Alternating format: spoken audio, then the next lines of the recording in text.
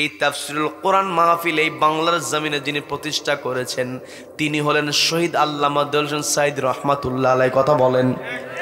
তাকে তারা চেয়েছিল বন্দি অবস্থায় রেখে, তাকে তারা চেয়েছিল বন্দি অবস্থায় রেখে দিয়ে তাকে অপমানিত করার জন্য তারা কত ষড়যন্ত্র করেছে, অপরাধ করেছে। দেলোয়ার হোসেন শিকদার নামের সঙ্গে কিছুটা মিল থাকার কারণে ওই শিকদারের অপরাধ দেলোয়ার হোসেন সাঈদীর উপরে চাপানোর চেষ্টা যারা করেছিল আজকে গোটা দুনিয়াতে তারাই অবাঞ্ছিত ঘোষিত হয়েছে। কথা বলেন ঠিক কিনা?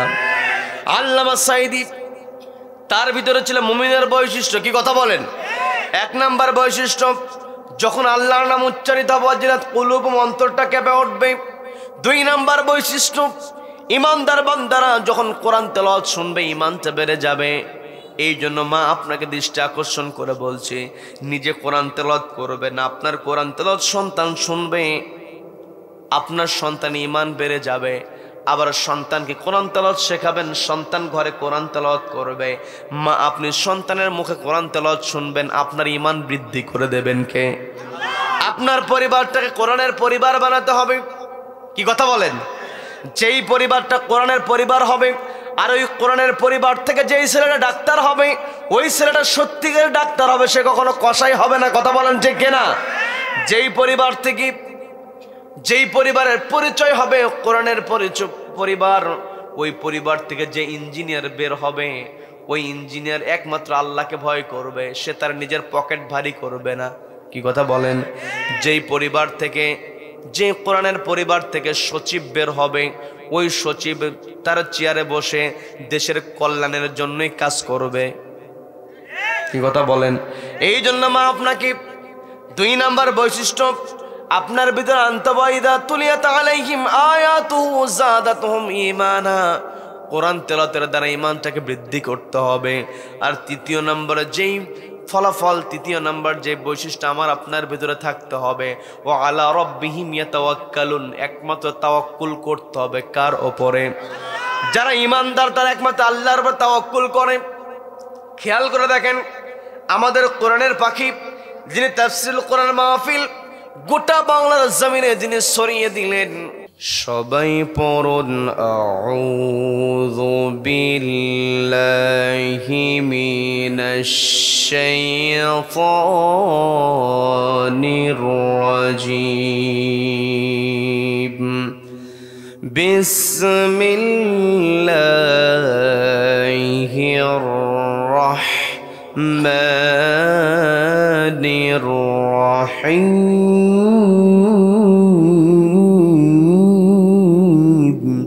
Allahu Akbar,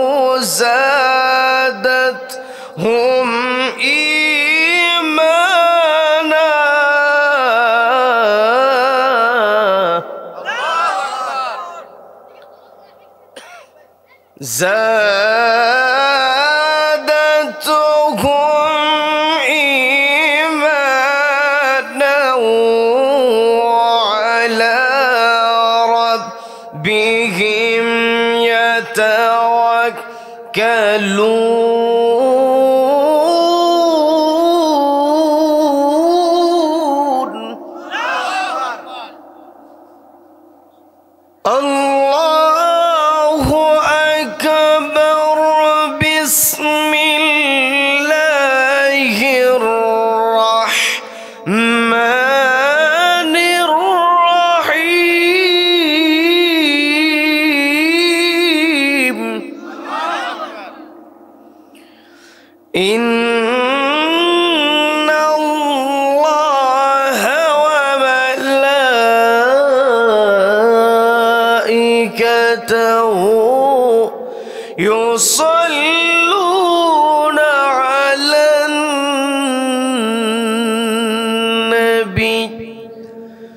يا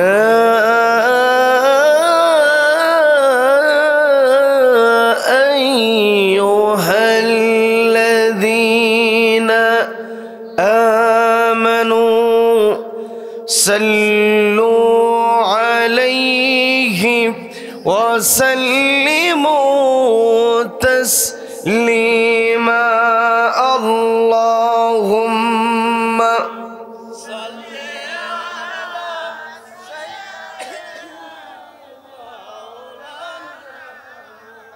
وعلى آل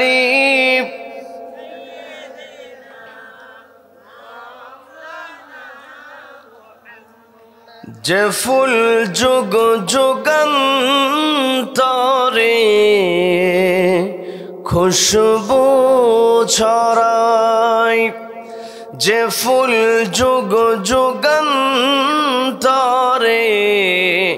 খুশবু ছড়ায় এঁকেছি সে ফুল মোরা এঁকেছি সে ফুল মোরা মনেরি কাবাই যে ফুল যুগ যুগান্তরে খুশবু ছড়ায় আল্লাহুম্মা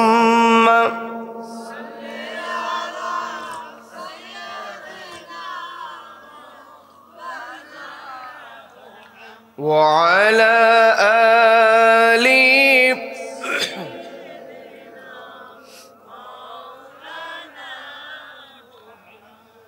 সবাই পড়ুন বালাগাল উলা বিকামালিহি কাশাফাত দুজা বিজামালিহি حسنت جميع خصاله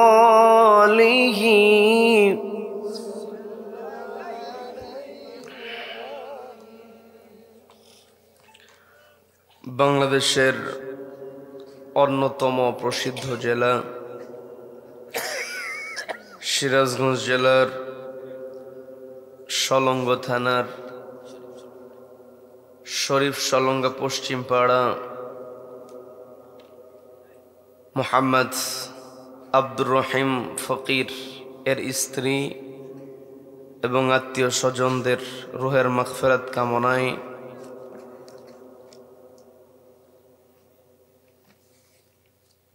জনাব আব্দুর রহিম ফকির সাহেবের বড় ছেলে মোহাম্মদ রফিকুল ইসলামের আয়োজনে দিনব্যাপী তাফসিরুল কোরআন মাহফিলের আজকের এই রহমতপূর্ণ বরকতপূর্ণ দ্বীনি মজলিসের সম্মানিত সুযোগ্য অনারেবল প্রেসিডেন্ট সভাপতিত্ব করছেন শ্রদ্ধাভাজন জনাব মোহাম্মদ আব্দুল মালিক মাস্টার সাহেব। আমার পূর্বে গুরুত্বপূর্ণ আলোচনা রেখেছেন আন্তর্জাতিক খ্যাতিসম্পন্ন ইসলামী আলোচক উদীয়মান তরুণ আলোচক শ্রদ্ধাভাজন আলেম দ্বীন জনাব মাওলানা মোহাম্মদ রবিউল ইসলাম সিরাজি সাহেব। কথা বলেছেন শরীফ সলঙ্গা কবরস্থান সংলগ্ন বাইতুন নূর জামে মসজিদের সম্মানিত সুযোগ্য খতিব শ্রদ্ধাভাজন আলেম দ্বীন হাফেজ মাওলানা মোহাম্মদ সিরাজুল ইসলাম সাহেব সহ আমন্ত্রিত উলামায়ে কেরাম, উপস্থিত রয়েছেন আমন্ত্রিত মেহমানবৃন্দ, বিশেষ অতিথিবৃন্দ। বিশেষ করে আমার সামনে বসে আছেন অত্র এলাকার পার্শ্ববর্তী এলাকা হতে আগত কোরআন প্রেমিক নবী প্রেমিক তাওহীদি জনতা, পর্দার অন্তরাল থেকে শুনছেন আমার অত্যন্ত শ্রদ্ধেয় মা এবং বোনেরা। আলোচনার সূচনায় আমি আপনাদেরকে অভিনন্দন জানাচ্ছি, মোবারকবাদ জ্ঞাপন করছি রব্বুল আলামিনের শেখানো ভাষায়। বলছি আসসালামু আলাইকুম ওয়া রাহমাতুল্লাহি ওয়া বারাকাতুহু। ওয়ালাইকুম আসসালাম ওয়া রাহমাতুল্লাহি ওয়া বারাকাতুহু। সম্মানিত দ্বীনি ভাইয়েরা, ওয়ালাইকুম আসসালাম ওয়া রাহমাতুল্লাহ।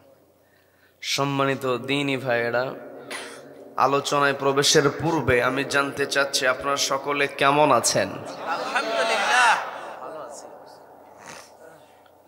আমি কেমন আছি একজনও জিজ্ঞাসা করলেন না। আল্লাহ আমাকেও ভালো রেখেছেন, বলি আলহামদুলিল্লাহ। এই যে আমরা ভালো আছি, আমাদেরকে ভালো রাখার একমাত্র কেবলমাত্র কর্তৃত্ব কার হাতে? যে রব্বুল আলামিন আমাদেরকে ভালোবেসে সুস্থ রেখে সারাদিনের হাজারো কর্মব্যস্ততার পর এই শীতকালীন সময়, যে সময়টাতে ঘরে থাকার কথা ছিল, ঠিক সেই সময়টাতে ঘরের আকর্ষণকে প্রত্যাখ্যান করে কোরআনের আকর্ষণে যে মহান মুনিব আমাদেরকে কোরআনের ময়দানে আসার, বসার এবং কোরআনুল কারীম থেকে কিছু কথা বলা এবং শোনার মতো তৌফিক দান করলেন, সেই মহান মুনিবকে খুশি করে আমরা সকলে একযোগে বলে উঠছি আলহামদুলিল্লাহ।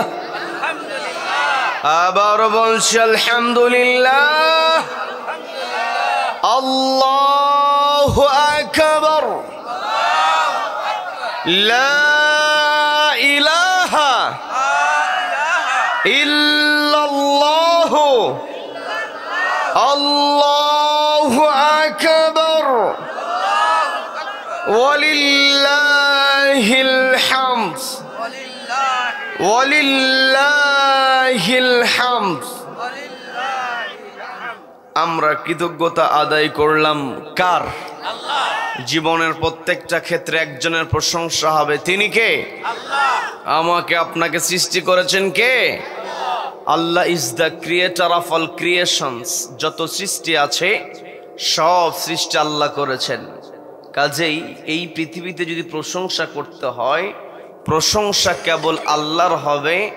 আল্লাহ ব্যতীত অন্য কেউ প্রশংসিত হতে পারে। None can be praised, only Allah will be praised. সবাই চিৎকার দেবেন আল্লাহু আকবার, আল্লাহু আকবার। এই যে আমরা আল্লাহর কৃতজ্ঞতা আদায় করলাম, আল্লাহর বরত্বের ঘোষণা দিলাম। আমাদের জীবনের প্রত্যেকটা সময়ে আমার আপনার দায়িত্ব হলো আল্লাহকে স্মরণ করা, আল্লাহর প্রশংসা করা, আল্লাহর হুকুম মেনে চলা। কি কথা বলেন? আমার আপনার জীবনের প্রত্যেকটা দিন আমাকে আপনাকে আল্লাহর বরত্বের ঘোষণা দিতে হয়, আল্লাহর কৃতজ্ঞতা আদায় করতে হয়। আল্লাহর বরত্বের ঘোষণা, আল্লাহর কৃতজ্ঞতা, এই দুইটা বিষয়ের বাহিরে আমি আপনি কখনো চলতে পারবো? সম্মানিত দ্বীনি ভাইয়েরা, আল্লাহর বরত্বের ঘোষণা আমাকে আপনাকে প্রতিনিয়ত দিতে হয়। মুয়াজ্জিন সাহেব যখন আজান দিয়ে দেন, আমি আপনি যখন নামাজে দাঁড়িয়ে যাই, নামাজে দাঁড়ানোর পরে আমরা তাকবীর বলি, আল্লাহু আকবার বলে হাতটা বেঁধে ফেলি। এই যে তাকবীরটা আমরা দিয়ে দিলাম, এই তাকবীরকে বলা হয় তাকবীরে তাহরিমা। কি কথা বলেন? তাকবীরে তাহরিমা বলার মানেটা হলো, এই তাকবীরের দ্বারা আমি আপনি দুনিয়ার সমস্ত কাজগুলোকে আমি আপনি হারাম বানিয়ে দেই। কারণ নামাজের মধ্যে যখন আমি আপনি হাত বেঁধে ফেলবো, দুনিয়ার কোনো কাজ আমি আপনি করতে পারবো নাকি? দুনিয়ার কোনো কাজ আমি আপনি করবো না। এই জন্য আমি আপনি তাকবীরে তাহরিমা আল্লাহু আকবার বলে হাতটা বেঁধে ফেলি। এরপরে যখন আমি আপনি সানা পাঠ করি, সানার মধ্যে আল্লাহর প্রশংসা আছে না নেই? এরপরে আমরা শুরু করে দেই আলহামদুলিল্লাহি রাব্বিল আলামিন।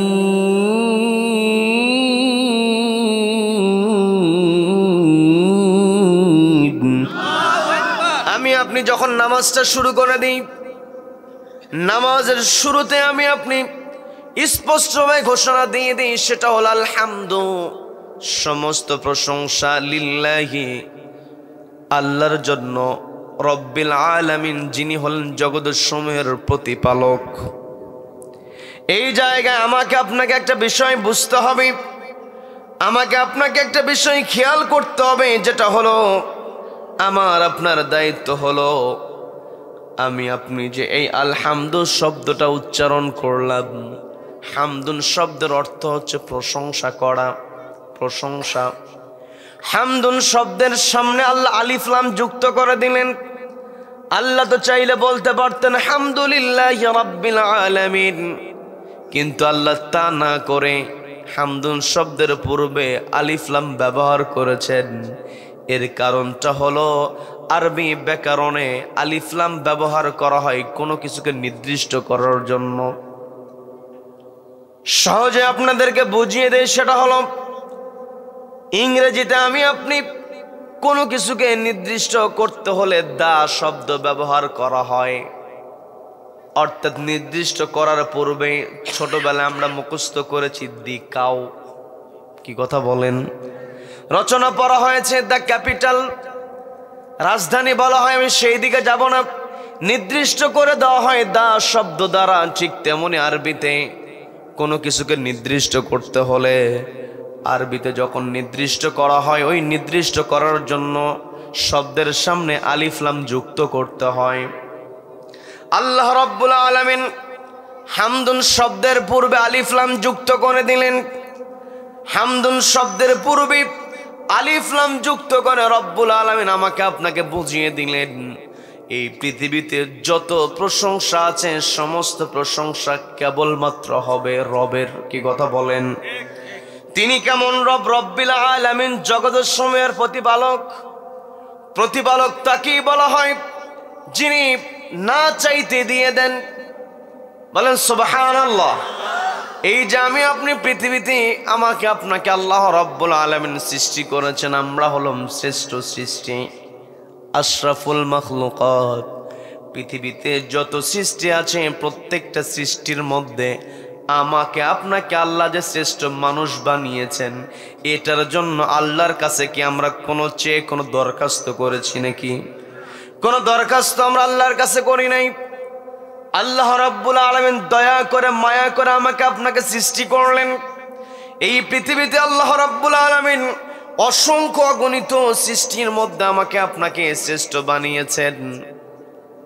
আল্লাহ রাব্বুল আলামিন আমাকে আপনাকে যেইভাবে পৃথিবীতে চলতে বলেছেন সেইভাবে আমি আপনি চলি না। তারপরেও কিন্তু আল্লাহর দয়া আমাদের উপরে আছে না নাই? আর রহমানির রহিম। আল্লাহ হলেন পরম করুণাময় অসীম দয়ালু।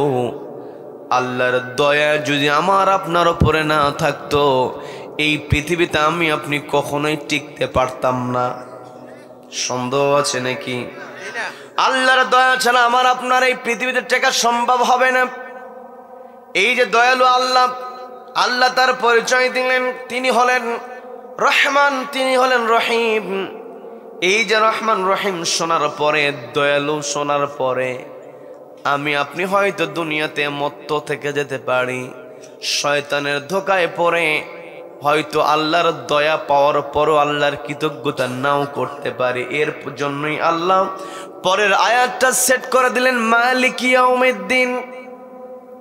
আল্লাহ হলেন বিচার দিবসের মালিক। এই পৃথিবীতে আমি আপনি যা কিছু করছি সব কিছু যেই দিন বিচার করা হবে, আলাইসাল্লাহু বিআহকামিল হাকিমিন, যেই দিন বিচারকের চেয়ারে একজন বসবেন তিনি কে? আল্লাহ। আজকে দুনিয়াতে চেয়ারে বসার পরে বিচারককে আমি আপনি সুবিধা দিয়ে হোক আর অর্থ দিয়ে হোক আর পদ দিয়ে হোক, যেভাবেই হোক আমি আপনি চাই বিচারককে আমার মতো ব্যবহার করার জন্য। কিন্তু কিয়ামতের কঠিন ময়দানে ওই দিন আল্লাহকে ম্যানেজ করার বিকল্প কোনো বুদ্ধি আছে নাকি? আল্লাহকে ওই দিন আমি আপনি আমার আপনার পক্ষে নিতে পারবো? আল্লাহ আমার আপনার পক্ষে রায়টা দিয়ে দিবেন যদি আমরা একটা কিতাবকে অনুসরণ করি। সবাইকে বলতে হবে সেই কিতাবের নাম কি? সবাই বলেন কিতাবের নাম কি? নবীজি বললেন মান জাআলাহু আমামাহু কাদাহু ইলাল জান্নাহ, যেই ব্যক্তি জাআলাহু বানিয়ে নেবে এই কিতাবটাকে আমামাহু তার ইমাম, ক্বাদাহু ইলাল জান্নাহ, এই কোরআন তাকে আল্লাহর জান্নাতে প্রবেশ করায়া ছাড়বে। বলেন না সুবহানাল্লাহ। আমি আপনি যদি জান্নাতে প্রবেশ করতে চাই, আমি আপনি যদি আল্লাহকে সন্তুষ্ট করতে চাই, অবশ্যই আমাকে চিন্তা করতে হবে কিয়ামতের কঠিন ময়দানে যেই মহান মালিক আমাকে আপনাকে বিচারের মুখোমুখি করবেন। আজকে আমি আপনি চেয়ারে বসার পরে অনেক সময় চেয়ারে বসে গেলে মনে হয় চেয়ারের মালিক তো আমি যা খুশি করি। চেয়ারে বসার পরে যা ইচ্ছা করে, এমন কিছু জালিম দুনিয়াতে আছে না নেই? আল্লাহ বললেন আলহামদুলিল্লাহি রাব্বিল আলামিন, সমস্ত প্রশংসা জগতের সময়ের প্রতিপালক আল্লাহর জন্য। ওই জালিমেরা নিজেদের নামে প্রশংসা শুনতে তারা অভ্যস্ত। ওই জালিমদের চেলা চামুন্ডাগুলো জালিমের প্রশংসা করে, আর জালিম তার চেয়ারটাকে টিকিয়ে রাখার চেষ্টা করে। কি কথা বলেন? এই পৃথিবীতে প্রশংসা কেবল করতে হবে আল্লাহর প্রশংসা। যখন আমি আপনি আল্লাহর প্রশংসা করব, তখন আমার আপনার ভিতরে কোনো অহংকার থাকবে না। আর যার ভিতরে অহংকার থাকবে না, সে জান্নাতে সহজেই প্রবেশ করবে। বলেন না সুবহানাল্লাহ। সম্মানিত ভাইরা, আমরা যে আল্লাহর প্রশংসা করি, সেই আল্লাহ জগতের সময়ের প্রতিপালক। আবার যত শক্তি, যত ক্ষমতা আমি আপনি দেখি না কেন, সকল শক্তি এবং ক্ষমতা একজনের হাতে। তিনি কে? আল্লাহ সেই কথাটা বললেন, কুলিল্লাহুম্মা মালিকাল মুলকি তু'তিল মুলকা মান তাশাউ ওয়া তানজি'ুল মুলকা মিম্মান তাশাউ ওয়া তু'ইজ্জু মান তাশাউ ওয়া তুযিল্লু মান তাশাউ বিয়াদিকাল খায়র।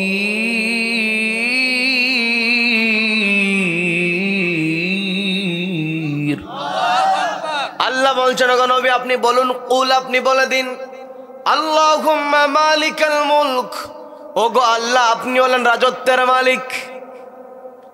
তুতিল মুলকা মান তাশা, আপনি যাকে ইচ্ছা রাজত্ব দিতে পারেন। ওয়া তানজিউল মুলকা মিম্মান তাশা, এবং আপনি যার কাছ থেকে ইচ্ছা ক্ষমতা কেড়ে নিতে পারেন। কথা বলেন ঠিক কিনা? ক্ষমতার চেয়ারে বসে দেশের সমস্ত চেয়ারে যদি আমি আপনি আমার আপনার পক্ষের লোক বসাই, এরপর আল্লাহ যদি চায় আমাকে আপনাকে চেয়ার থেকে নামায় দেবে, কেউ ঠেকাতে পারবে নাকি? এর প্রমাণ আমরা পেয়েছি। এই যে 2024 সাল আমাদের মাঝ থেকে বিদায় হয়ে যাচ্ছে, মালেক মাস্টার সাহেব, আব্দুল মালেক সাহেব যখন আমার কাছ থেকে ডেট চেয়েছিলেন, আমি একটু মজা করে বলেছিলাম এমন একটা ডেট আপনাকে দিব, 24 সালে শুরু করে 25 সালে শেষ করব। আপনারা খুশি না বাজার? খুশি না বাজার? এই যে 2024 সাল একটু পরেই বিদায় হয়ে যাবার খুব বেশি সময় নাই। গত বছরও আমরা দেশের মধ্যে দেখেছি কত বিশৃঙ্খলা, কত গান বাজনার শব্দ। গত বছরে তাফসির মাহফিল বন্ধ হয়েছে, অথচ 31 নাইটে যুবক যুবতীরা বেহায়াপনা করেছে, সেখানে কোনো বাধা দেয় নাই। আজকে তারা কোথায়? কথা বলেন। আল্লাহ বলেন ওয়াতানজিউল মুলকা মিম্মান তাশা, নবীকে যে আল্লাহ বলছেন, ওগো নবী আপনি বলুন ওয়াতানজিউল মুলকা মিম্মান তাশা, ওগো আল্লাহ আপনি যার কাছ থেকে ইচ্ছা আপনি তাকে ক্ষমতা থেকে নামায় দিতে পারেন। এই বাংলার জমিনে আজকে 31 ডিসেম্বর 2024, 31 ডিসেম্বর 2023, এই বাংলাদেশের সর্বোচ্চ চেয়ারে যিনি বসেছিলেন, ওই চেয়ারে বসে চেয়ারটাকে টিকিয়ে রাখার জন্য দেশের গুরুত্বপূর্ণ চেয়ারগুলোতে যাদেরকে বসিয়েছিল তাদের 14 গোষ্ঠীর হিসাব নিয়েই কিন্তু প্রশাসনে বসিয়েছিল। কথা বলেন ঠিক কিনা? নিজের পক্ষের লোক, তারপরেও কিন্তু থামাতে পারে নাই, ঠেকাতে পারে নাই। এমনকি ওই স্বৈরাচারের নিয়োগ করা মানুষই বলেছে আপনাকে ৪৫ মিনিট সময় দেওয়া হলো। কি কথা বলেন? আমরা তো এটা শুনলাম ৪৫ মিনিট সময়ের কথা ওরা বলেছে, না জানি ভিতরে কি হয়েছে। অনেক কথা বের হয়ে আসছে। ওই সময় অনেক অফিসারেরা নাকি ওই স্বৈরাচারের দিকে জুতা নিক্ষেপ করেছে। বলেন আল্লাহু আকবার। আল্লাহ হলেন সবচাইতে বড়। আমরা তো সেখানে ভিতরে ঢুকি নাই। আমরা ঢুকলে না হয় অরিজিনাল তথ্য আমরা জানতাম। তারা বলেছে ৪৫ মিনিট সময় বেঁধে দেওয়া হয়েছিল। তার মানে ওদের কথা যদি আমরা মেনে নিই, তারপরও এত দাপট দেখিয়ে কথা বলেছিল। কিন্তু এই পৃথিবীতে আল্লাহর দাপট ছাড়া কারো দাপট টেকসই হতে পারে না। কি কথা বলেন? কাজে আমাকে আপনাকে আল্লাহকে মেনে চলতে হবে, প্রশংসা আল্লাহর করতে হবে। আল্লাহ যে হুকুম দিয়েছেন এই হুকুম আমাকে আপনাকে মানতে হবে। এই পৃথিবীতে আমি আপনি যদি সম্মান পেতে চাই, আমার আপনার সম্মান মর্যাদা যদি আমি আপনি বাড়াতে চাই, আল্লাহ বলে দিলেন সূরা হুজরাতের মধ্যে, আল্লাহ বলছেন ইন্না আকরামাকুম ইনদাল্লাহি আতকাকুম ইন্নাল্লাহা আলিমুন খাবীর।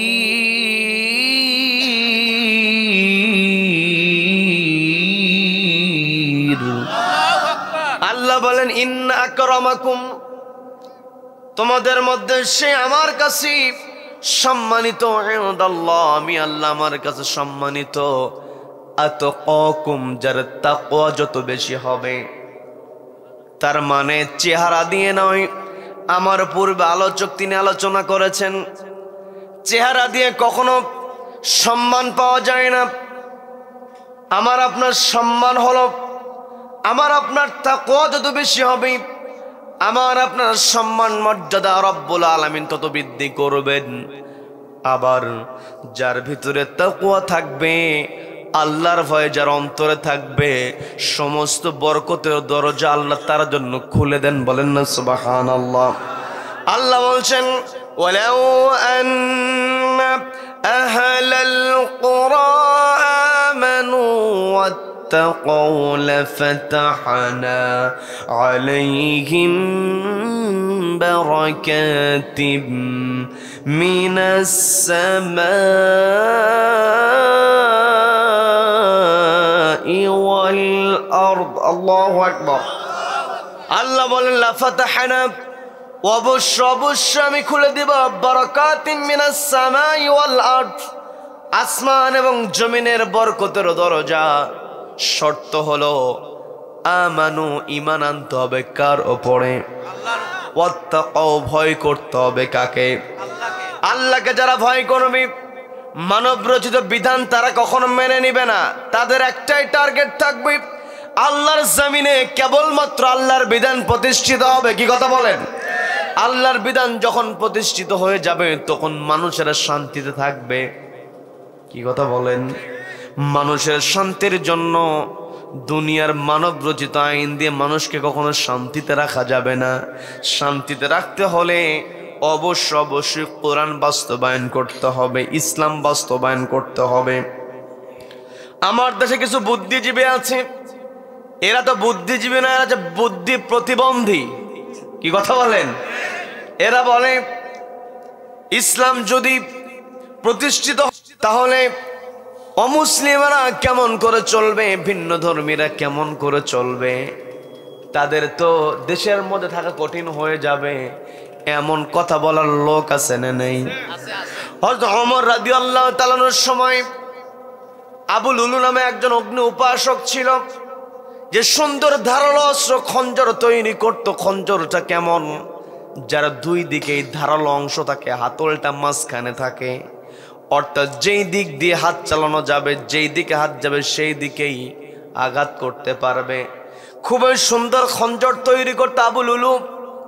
এই আবু লুলুই হযরত ওমর রাদিয়াল্লাহু তাআলাকে হত্যা করেছে। সেটা অনেক লম্বা ঘটনা, আমি সেই দিকে যাব না।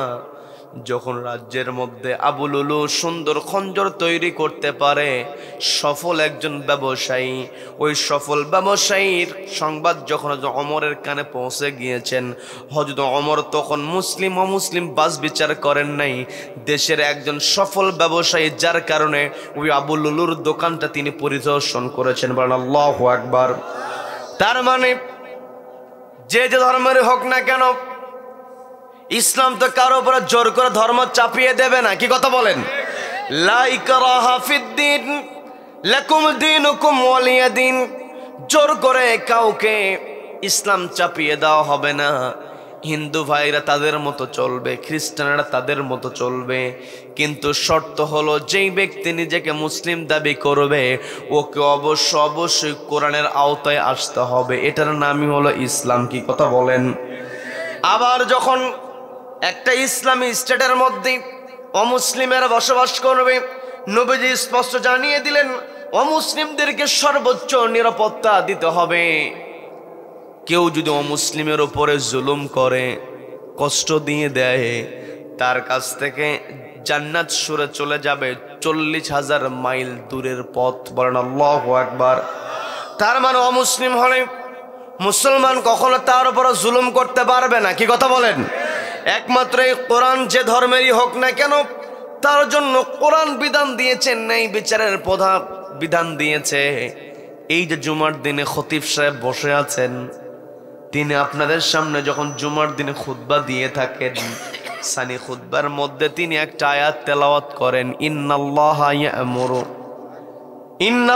ইয়া'মুরু বিল আদলি ওয়াল ইহসান ওয়া ইতা'i যিল কুরবা। এত দূর পর্যন্ত যেতে হয় না। ইমাম সাহেব যখনই বলে ইন্নাল্লাহা ইয়া'মুরু বিল আদল, সামনের মুসল্লিরা রেডি হয়ে যায়, এখনই দাঁড়াতে হবে। কি হুজুর ঠিক আছে না? মুসল্লিরা বুঝে ফেলে এখনই তো খুতবা শেষ হয়ে যাবে, দাঁড়ানোর প্রস্তুতি নিয়ে নেয়। এই আয়াতের মধ্যে আমাকে আপনাকে নামাজের দাঁড়ানোর প্রস্তুতির জন্য আল্লাহ বলেন নাই। হ্যাঁ, আয়াতটা শুনতে শুনতে আমাদের মুখস্থ হয়ে যাবে, দাঁড়ানোর প্রস্তুতি আমরা নেব, কিন্তু মূলত আল্লাহ যে মেসেজটা আমাকে আপনাকে দিয়েছেন, ইন্নাল্লাহা ইয়া'মুরু বিল আদল, নিশ্চয় রব্বুল আলামিন তোমাদেরকে ন্যায় বিচারের অর্ডার দিয়েছেন। তার মানে এই ইসলামটাই পৃথিবীতে এসেছে একমাত্র মানুষের মধ্যে ন্যায় বিচার প্রতিষ্ঠার জন্য। কি কথা বলেন? আমি আপনি যদি সমাজের মধ্যে ন্যায় প্রতিষ্ঠা করতে চাই, আপনাকে অবশ্যই কোরআন মেনে চলতে হবে, আল্লাহকে ভয় করতে হবে। যার দিলে আল্লাহর ভয় আছে তার জান্নাতটা কনফার্ম হয়ে যায়। নবীজি খায়বার দুর্গে যখন আক্রমণ করলেন, খায়বার দুর্গে নবীজি আক্রমণ করলেন, ওই খায়বারে নবীজি চতুর্দিক থেকে ইহুদিদেরকে যখন নবীজি একেবারে কোণঠাসা করেছেন, ওই ইহুদিরা তো মুসলমানদের বিরুদ্ধে এলোমেলো কথা বলে। আজও দুনিয়াতে দেখবেন মুসলমানদের বিরুদ্ধে উল্টাপাল্টা কথা বলে এমন লোক আছে না নাই? আছে না নাই? উল্টাপাল্টা কথা বলে। আবার দেখবেন আমার দেশে কিছু বুদ্ধিজীবী আছে, ওরা বলে ইসলাম যদি প্রতিষ্ঠিত হয়ে যায়, কোরআন যদি প্রতিষ্ঠিত হয়ে যায়, গোটা দুনিয়া থেকে আমাদেরকে বিচ্ছিন্ন হয়ে যেতে হবে। আমেরিকাও এগিয়ে আসবে না, রাশিয়াও এগিয়ে আসবে না, চীনও তো সহায়তা করবে না, তাহলে আমরা তো কোণঠাসা হয়ে যাব, আমাদের অবস্থা খারাপ হবে। এমন কথা বলার লোকও কিন্তু আছে না নাই? কয় ইসলাম যদি আমরা মানি, ইসলাম হুজুরেরা করে, ইসলাম প্রতিষ্ঠা হলে আমেরিকা যদি সহযোগিতা না করে, রাশিয়া যদি কাছে না আসে, কেমন করে চলবো? এমন কথা বলার বুদ্ধিজীবী নামক বুদ্ধি প্রতিবন্ধী আছে না নাই? এই যে দেখেন, নবীজি সাহাবীদেরকে নিয়ে বন্দী অবস্থায় ছিলেন 3 বছর। এমন জেলখানা ছিল, শিয়াবে আবি তালেবের মধ্যে নবীজি বন্দী ছিলেন। আল্লাহ সেই কথাটা বলছেন, গো নবী স্মরণ করুন সেই সময়ের কথা। وَإِذْ يَمْكُرُ بِكَ الَّذِينَ كَفَرُوا لِيُثْبِتُوكَ أَوْ يَقْتُلُوكَ أَوْ يُخْرِجُوكَ وَيَمْكُرُونَ وَيَمْكُرُ اللَّهُ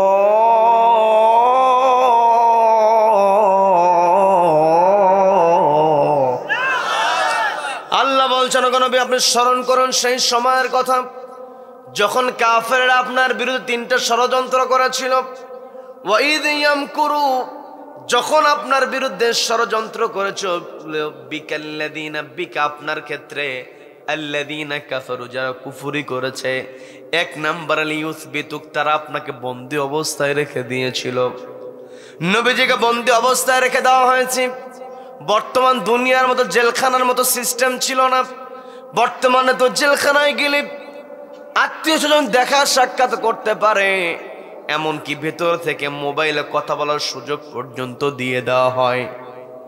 বাহির থেকে আসামি ভিতরে আছে, তার আত্মীয় স্বজন পিসি করে টাকা দিতে পারে। কি কথা বলেন, সুযোগ আছে না নাই?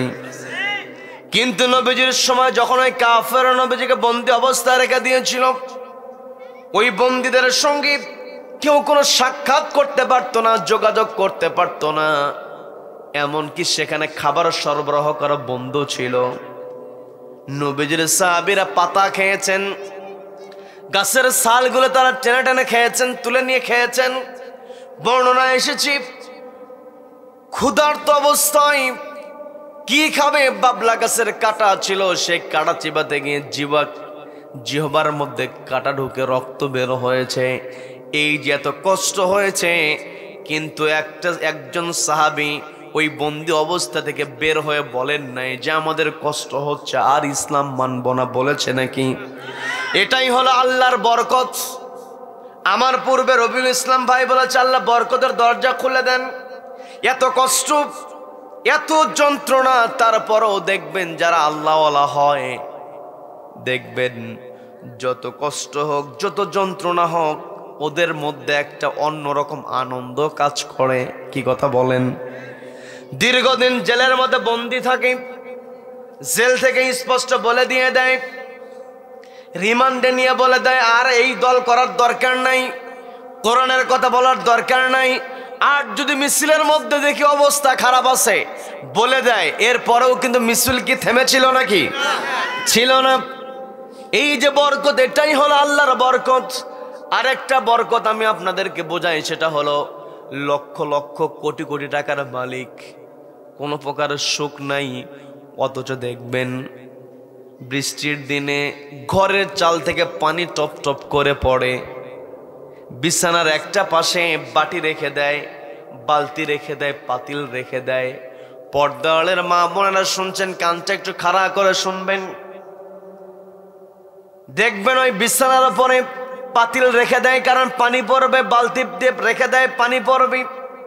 অথচ খোঁজ নিয়ে দেখবেন যেই ঘরের মধ্যে চালের ছিদ্র দিয়ে পানি পড়ে, ওই পরিবারে যে শান্তি আছে, 10 তলা বিল্ডিং, এসি, এরপরে সেখানে আইপিএস, কারেন্ট কখন যায় আসে বোঝাই যায় না। এত সুন্দর সুযোগ সুবিধা থাকার পরও ওই বিল্ডিং এর মধ্যে কোনো সুখ খুঁজে পাওয়া যায় না, ওই ভাঙ্গা ঘরের মধ্যে সুখ খুঁজে পাওয়া যায়। এটাই হলো বরকত। কথা বলেন ঠিক কিনা?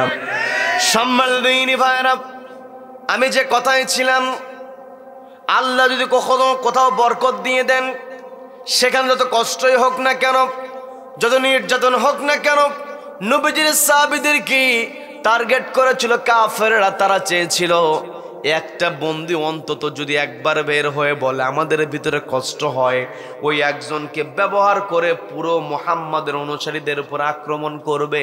এটাই ছিল তাদের নেককারজনক পরিকল্পনা। কথা বলেন ঠিক কিনা? কিন্তু আল্লাহ তাদের উপর এমন বরকত দিয়েছেন, যার কারণে কোনো প্রকার একজন সাহাবী সেখান থেকে বের হয়ে নবীজির বিরুদ্ধে কোনো অভিযোগ করে নাই। আজও পৃথিবীতে দেখবেন এক্সাম্পল ওই রকম পাওয়া যাবে। ওই যে ফিলিস্তিনের হামাস যোদ্ধারা যুদ্ধ করে, গোটা দুনিয়া থেকে তাদেরকে অবরোধ দিয়ে দেওয়া হয়েছে, গোটা দুনিয়া থেকে তাদেরকে বিচ্ছিন্ন করে রেখে দেওয়া হয়েছে। অথচ ওই হামাসের যোদ্ধারা যেই রকেটটা আবিষ্কার করেছে, ইসরায়েল এত প্রযুক্তি সম্পন্ন, কিন্তু ওই হামাস যোদ্ধাদের রাডারকে ওই হামাস যোদ্ধাদের রকেটকে বুঝতেই পারে নাই। ওই ইহুদিদের রাডারগুলো ব্যর্থ হয়েছে। কথা বলেন ঠিক কিনা? আবার দেখবেন ওই হামাস যোদ্ধাদের হাতে ইহুদি কিছু বন্দী হয়েছে। ইহুদিদের টার্গেট ছিল বন্দীদের উপরে যদি জুলুম করা হয়, নির্যাতন করা হয় তাহলে এটাকে পুঁজি করে মুসলমানদের উপরে ওরা আরো কঠিন অবরোধ আরোপ করবে, আরো কষ্টের মধ্যে ফেলে দেবে। কিন্তু হামাসের কাছে যারা বন্দী ছিল, একটাও বন্দী কিন্তু বের হয়ে হামাসের বিরুদ্ধে কোনো কথা বলে নাই, বরং প্রত্যেকটা বন্দীরা হামাসের পক্ষেই কথা বলেছে। কথা বলেন ঠিক কিনা? এই যে দেখেন, এটা হচ্ছে আল্লাহর বরকত। আর একটা এক্সাম্পল দিয়ে আমি ওই রাখালের কথা বলবো। এই যে দেখেন, আফগানিস্তান দীর্ঘদিন আমেরিকা সেখানে জুলুম নির্যাতন করেছে, দেশটাকে ধ্বংসস্তূপ বানিয়ে দিয়েছিল। কি কথা বলেন? ওই ধ্বংসস্তূপে থাকা আফগানিস্তান দুনিয়ার কোনো মোড়লদেরকে ভয় পায় নাই। আল্লাহ বললেন, ওয়ালাউ আন্না আহলাল কুরা আমানু, জনপদের লোকেরা যদি আমি আল্লাহ আমার উপরে ঈমান আনে, ওয়াত্তাকাউ, এবং আমার উপরে ভরসা করে, একমাত্র আমাকেই কেবল ভয় করে, দুনিয়ার কাউকে যদি ভয় না করে আমার উপরে তাওয়াক্কুল করতে পারে, আমি রব্বুল আলামিন তাদের জন্য বরকতের দরজাগুলো খুলে দেই। বলেন না সুবহানাল্লাহ। ওই আফগানিস্তান যুদ্ধ বিধ্বস্ত দেশ, 2 বছরের ব্যবধানে গোটা দুনিয়াতে তাক লাগিয়েছে। দিন দিন ওই আফগানিস্তানের অর্থনৈতিক অবস্থা খালি উপরের দিকেই উঠছে। কি কথা বলেন? একটাই কারণ, ওই আফগানিস্তানের তালেবান ভাইরা দুনিয়ার কাউকে ভয় করে নাই, দুনিয়ার কোনো পরাশক্তির চক্ষু রাঙ্গানিকে ভয় করে নাই। আজও যদি আমরা মাথা উঁচু করে দাঁড়াই, কোরআনকে সামনে রেখে চলতে চাই, গোটা দুনিয়া যদি আমাদের বিরুদ্ধে চলে যায়, আর আমরা যদি কোরআনের পক্ষে থাকতে পারি, আল্লাহর উপরে ভরসা করতে পারি, গোটা দুনিয়ার কেউ আমাদেরকে কিছুই করতে পারবে না। কথা বলেন ঠিক কিনা? সম্মানিত ভাইরা, আমি আপনি যদি সম্মান পেতে চাই, আমি আপনি যদি মর্যাদা পেতে চাই, আমাকে আপনাকে অবশ্যই আল্লাহকে ভয় করতে হবে। নবীজি যখন খায়বার দুর্গে আক্রমণ করলেন, গোটা এরিয়াকে নবীজি অবরোধের মধ্যে ফেলে দিলেন। ওই তৎকালীন সময় ইহুদিরা মুসলমানদের বিরুদ্ধে অনেক কথা বলে, কুৎসা রচনা করে, মুসলমানদের বিরুদ্ধে অভিযোগ করে। একজন রাখাল ছিল, নাম হলো আসওয়াদ আল রাজি। এই রাখাল বিভিন্ন সময় মুসলমানদের বিরুদ্ধে কথা শুনেছে। একটা পর্যায়ে তার মনের মধ্যে আকাঙ্ক্ষা জেগে গেল, এই ইহুদিরা আমাদের, ওই তো রাখাল ছিল, সে তো রাখাল ছিল, তাকে তো তেমন মর্যাদা দেওয়া হতো না, কারণ রাখালদেরকে তারা মানুষই মনে করতো না। এই পৃথিবীতে একমাত্র ইসলাম ধর্ম, ইসলাম তো হলো কমপ্লিট কোড অফ লাইফ। গতানুগতিক ধর্মের নাম ইসলাম নয়, এই ইসলামের মধ্যে সব কিছুই আছে। কি কথা বলেন? আপনি আমি টয়লেটে কেমন করে যাব, কোন পা দিয়ে ঢুকতে হবে, কোন পা দিয়ে বের হতে হবে, ইসলামের মধ্যে আছে না নাই? মসজিদের মধ্যে কোন পা দিয়ে ঢুকবো, বাড়ি থেকে কোন পা দিয়ে বের হব, কোন পা দিয়ে ঢুকবো, সবকিছু ইসলামের মধ্যে ঢুকিয়ে দিয়েছেন একজন, তিনি কে? রাতের বেলা আমি আপনি কোন কাত হয়ে ঘুমাবো, কোন কাত হয়ে ঘুমালে ভালো? আজকে বিজ্ঞানীরা গবেষণা করে দেখেছে, ডান কাত হয়ে যদি আমি আপনি ঘুমের মধ্যে থাকি, তাহলে রক্তের সঞ্চালন সবচাইতে ভালো হয়। বলেন আল্লাহু আকবার। আবার দেখবেন নবীজি প্লেট চেটে খেয়েছেন, নবীজি প্লেট চেটে খেয়েছেন। আজকে পশ্চিমা বিশ্ব, এরা তো হাত দিয়ে খাবার খায় না, চামচ দিয়ে খাবার খায়। কি কথা বলেন?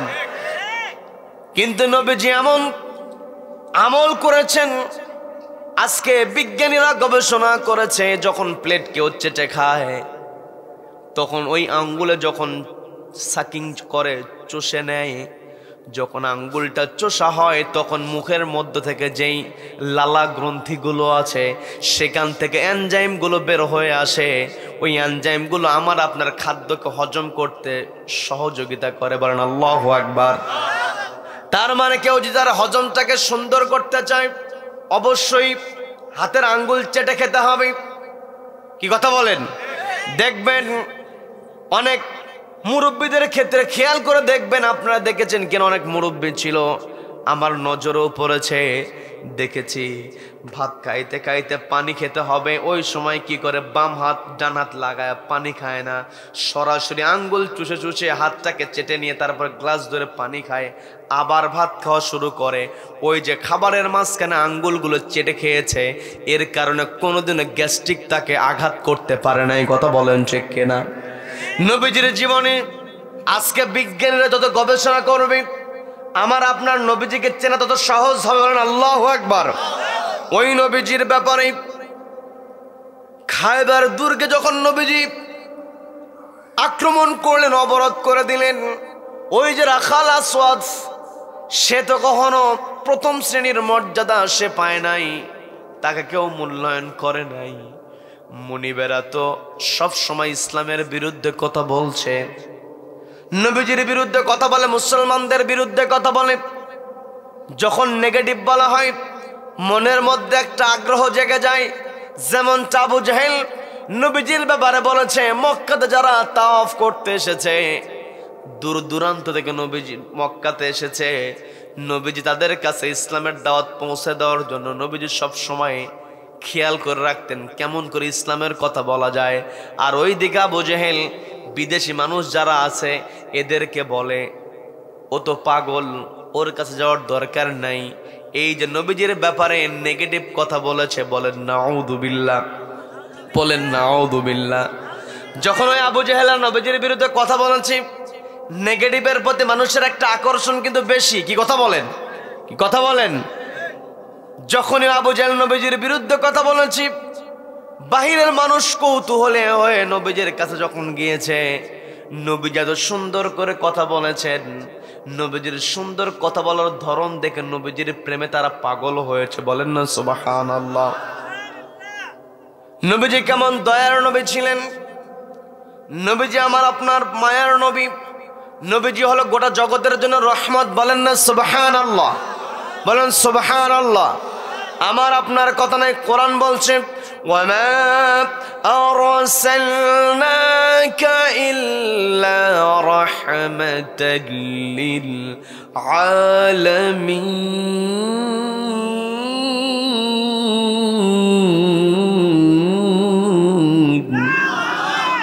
আল্লাহ হলেন রব্বুল আলামিন, আর নবীজি হলো রহমাতুল লিল আলামিন। বলেন না সুবহানাল্লাহ। আল্লাহ নিজেই বলছেন, গো নবী, আমি আপনাকে পাঠিয়েছি জগতের সমূহের জন্য রহমত করে। তার মানে আমার আপনার জন্য রহমতের নবী, মায়ের নবী, তাকে ভালোবাসার দরকার আছে না নাই? নবীজি যখন ওই খায়বার দুর্গ অ্যাটাক করলেন, অবরোধ করে দিলেন, নবীজির বিরুদ্ধে কথা বলা হয়, ওই আসওয়াদ রাখাল সে চিন্তা করলো, ইহুদিরা তো এত এত মুসলমানের বিরুদ্ধে কথা বলে, একটু তো দেখি তো তারা আসলে কি কথা বলে, একটু তাদের সঙ্গে সাক্ষাৎ করব। এই কথা চিন্তা করে রাখাল, আসওয়াদ রাখাল চেহারা খুব সুন্দর ছিল না, খাটো খুটো মানুষ ছিল। আমি তার অত অভাবের বর্ণনা আপনাদেরকে দিব না, শুধুমাত্র বোঝানোর জন্য বলছি। রাখাল মানুষ এগিয়ে যাচ্ছে, একজন মুসলমানের সঙ্গে দেখা হলো। রাখাল জিজ্ঞাসা করছে, তোমরা যে খায়বার দুর্গ অবরোধ করে দিয়েছো, যোগাযোগ বিচ্ছিন্ন করে দিয়েছো, এই যে আমাদের কষ্টের মধ্যে ফেলে দিয়েছো, আসলে তোমাদের চাওয়াটা কি? তোমরা আমাদের কাছ থেকে কি চাও? এই কথা বলে যখন জিজ্ঞাসা করা হলো, ওই মুসলিম নবীজির সাহাবী জবাব দিয়ে বলছেন, তুমি যদি কথাগুলো আমার কাছ থেকে শোনো, যতটা না ভালো না হবে, তার চাইতে যদি আমাদের নেতা, আমাদের নবীর কাছ থেকে শোনো, তার চেয়ে বেশি ভালো হবে। বলেন না সুবহানাল্লাহ। ওই রাখাল অবাক হয়ে গেল। সে বলছে, আমি তো কালো মানুষ, আমি তো গোলাম, আমার গায়ে দুর্গন্ধ, আমার চেহারা তো সুন্দর নয়, তোমাদের নেতা আমার সঙ্গে সাক্ষাৎ করবে, কথা বলবে। কারণ ওই যে ইহুদি যারা ছিল, ওই আসওয়াদ রাখালের মালিক যে ছিল, সে নিজেকে বড় মনে করত। কি কথা বলেন? কি কথা বলেন? শ্রমিকের মূল্যায়ন করত না, চাকরের মূল্যায়ন করত না। আজ পৃথিবীতে কিছু মানুষকে দেখবেন, বাড়িতে কর্মচারী রাখলে কর্মচারীর সঙ্গে খারাপ আচরণ করে, আছে না নাই? কিয়ামতের কঠিন ময়দানে রব্বুল আলামিন ওই দিন ওই কর্মচারী যারা হবে, দাস যারা হবে, গোলাম যারা হবে, চাকর যারা হবে, এদের পক্ষে ওদের ওই কুলাঙ্গার মুনিবদের বিরুদ্ধে আল্লাহ নিজেই দাঁড়িয়ে যাবেন। বলেন আল্লাহু আকবার। এই জন্য এই পৃথিবীতে অহংকার করার কোনো কিছুই নাই। যত বড় অহংকার আমরা করি না কেন, এই যে আজকে সুন্দর একটা আয়োজন করা হয়েছে, রফিকুল ইসলাম ভাই সুন্দর আয়োজন করেছেন। তার মা দুনিয়া থেকে বিদায় হয়েছেন। যখন তার মাকে কবরস্থানে নিয়ে যাওয়া হয়েছে, কেউ তো চায় নাই কবরস্থানে নিয়ে যাই। কেউ চেয়েছে নাকি? কেউ চায় নাই। আমার আপনার যত দাপট থাকুক না কেন, যত দামি গাড়ি বাড়ি আমার আপনার থাকুক না কেন, আমি আপনি যেই দিন কবরস্থানে আমাকে আপনাকে নেওয়া হবে, সেই দিন আমার আপনার কোনো ক্ষমতা থাকবে না, আমার আপনার নড়াচড়া করার কোনো ক্ষমতা থাকবে না। কবরস্থান পর্যন্ত অন্য কেউ যদি সহযোগিতা না করে, আমার আপনার যাওয়া কিন্তু সম্ভব হবে না। কথা বলেন ঠিক কিনা? আবার দেখবেন অ্যাক্সিডেন্ট হয়ে গিয়েছে, রাস্তার মধ্যে গাড়ি মুখোমুখি হয়ে যায়, পায়ে আঘাত লেগেছে অথবা হাতে আঘাত লেগেছে অথবা মাথায় আঘাত লেগেছে, দুনিয়ার আর কোনো মানুষ যদি না আসে, তাহলে আমার আপনার পক্ষে কিন্তু সেখান থেকে সরা সম্ভব না। তার মানে এই পৃথিবীতে আমার আপনার জন্য অহংকার করার কোনো কিছুই নাই। অহংকার একমাত্র একজন করতে পারেন, তিনি কে? সবাইকে বলতে হবে তিনি কে। ওই আসওয়াদ রাহাল যখন ওই মুসলমান সাহাবীর কাছ থেকে শুনতে পারল নবীজি সরাসরি তার সঙ্গে কথা বলবেন, অবাক হয়ে গেল। অনেকটা অবিশ্বাসের মতো হলেও নবীজির সাহাবী বললেন, কোনো সমস্যা নাই, ওই যে গিয়ে দেখো আমাদের নবী সেখানে বসা আছে, তোমার যা জানা দরকার তুমি সেখানে গিয়ে জিজ্ঞাসা করো, আমাদের নবী সরাসরি তোমার সঙ্গে কথা বলবেন। নবীজির কাছে একেবারে চলে গেলেন। নবীজির কাছে যাওয়ার পরে নবীজির কাছে গিয়ে দাঁড়ালেন। দাঁড়ানোর পরে নবীজি বলছেন, মুস্কি হাসি দিলেন। নবীজির চেহারার মধ্যে সবসময় মুস্কি হাসি ছিল। বলেন না সুবহানাল্লাহ। আমি আপনি যদি নবীজির সুন্নাত মনে করে এই আমলটা করতে পারি, মানুষের সঙ্গে সুন্দর করে সুন্দর হাসি মাখা চেহারা দিয়ে কথা বলতে পারি, যদি আমার আপনার নিয়তটা থাকে নবীজি তো হেসে হেসে কথা বলতেন, ওই জন্য আমি হেসে হেসে কথা বলছি, এই সুন্নাতটা আমার আপনার জন্য নাজাতের ওসিলা হতে পারে। কথা বলেন ঠিক কিনা? সম্মানিত ভাইয়েরা, নবীজির কাছে গিয়ে যখন দাঁড়িয়েছে, নবীজি বলছেন কোনো কিছু বলবে নাকি? রাখাল আসওয়াদ চোখ দিয়ে তার পানি বের হয়েছে।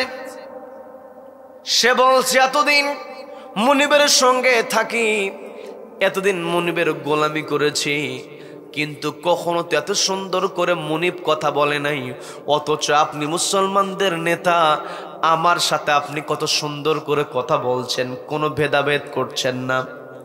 আমার শরীর থেকে দুর্গন্ধ, আমার শরীরে ময়লা, আমার কাপড়ে ময়লা, আপনি তো আমাকে ইগনোর করেন নাই, আপনি আমার সঙ্গে সুন্দর করে কথা বলছেন। আসলে আপনার উদ্দেশ্যটা কি একটু জানার জন্য এসেছি। নবীজি বললেন, আমার উদ্দেশ্য হলো তোমার কল্যাণ করা। বলেন না সুবহানাল্লাহ। আমার কল্যাণ করা মানে, নবীজি বললেন, এই পৃথিবীতে যা কিছু আছে সব কিছু আল্লাহ পাক তৈরি করেছেন, আল্লাহর হুকুম মেনে চলতে হবে। এই দুনিয়াতে আল্লাহর হুকুম মেনে যে চলতে পারবে সে জান্নাতে প্রবেশ করবে। বলেন না সুবহানাল্লাহ। ওই আসওয়াদ রাখাল বলছে, জান্নাত আবার কি? বলেন সুবহানাল্লাহ। নবীজির সঙ্গে যেমন তেমন করে কথা বলছেন। নবীজি কত সুন্দর করে ওই রাখালের সঙ্গে কথা বলছেন। নবীজি হাসি দিলেন, হাসি দিয়ে বললেন, এই যে দুনিয়া, এই দুনিয়া তো জান্নাতের তুলনায় কিছুই নয়। দুনিয়াতে কিছুই নাই, আখিরাতের তুলনায় দুনিয়া একেবারে নগণ্য। ওই দুনিয়াতে সুখ সমৃদ্ধি সবকিছুই থাকবে। তখন ওই রাখাল আসওয়াদ বলছে, আমি যে রাখাল মানুষ, আমিও কি জান্নাতে যেতে পারবো নাকি? নবীজি আবারও হাসি দিলেন। বলেন না সুবহানাল্লাহ। নবীজি বললেন, কে রাখাল, কে ধনী, কে গরিব, এটার কোনো বাস বিচার আল্লাহর কাছে নাই। ইন্না আকরামাকুম ইনদাল্লাহি আতাকাকুম ইন্নাল্লাহা আলিমুন খাবীর।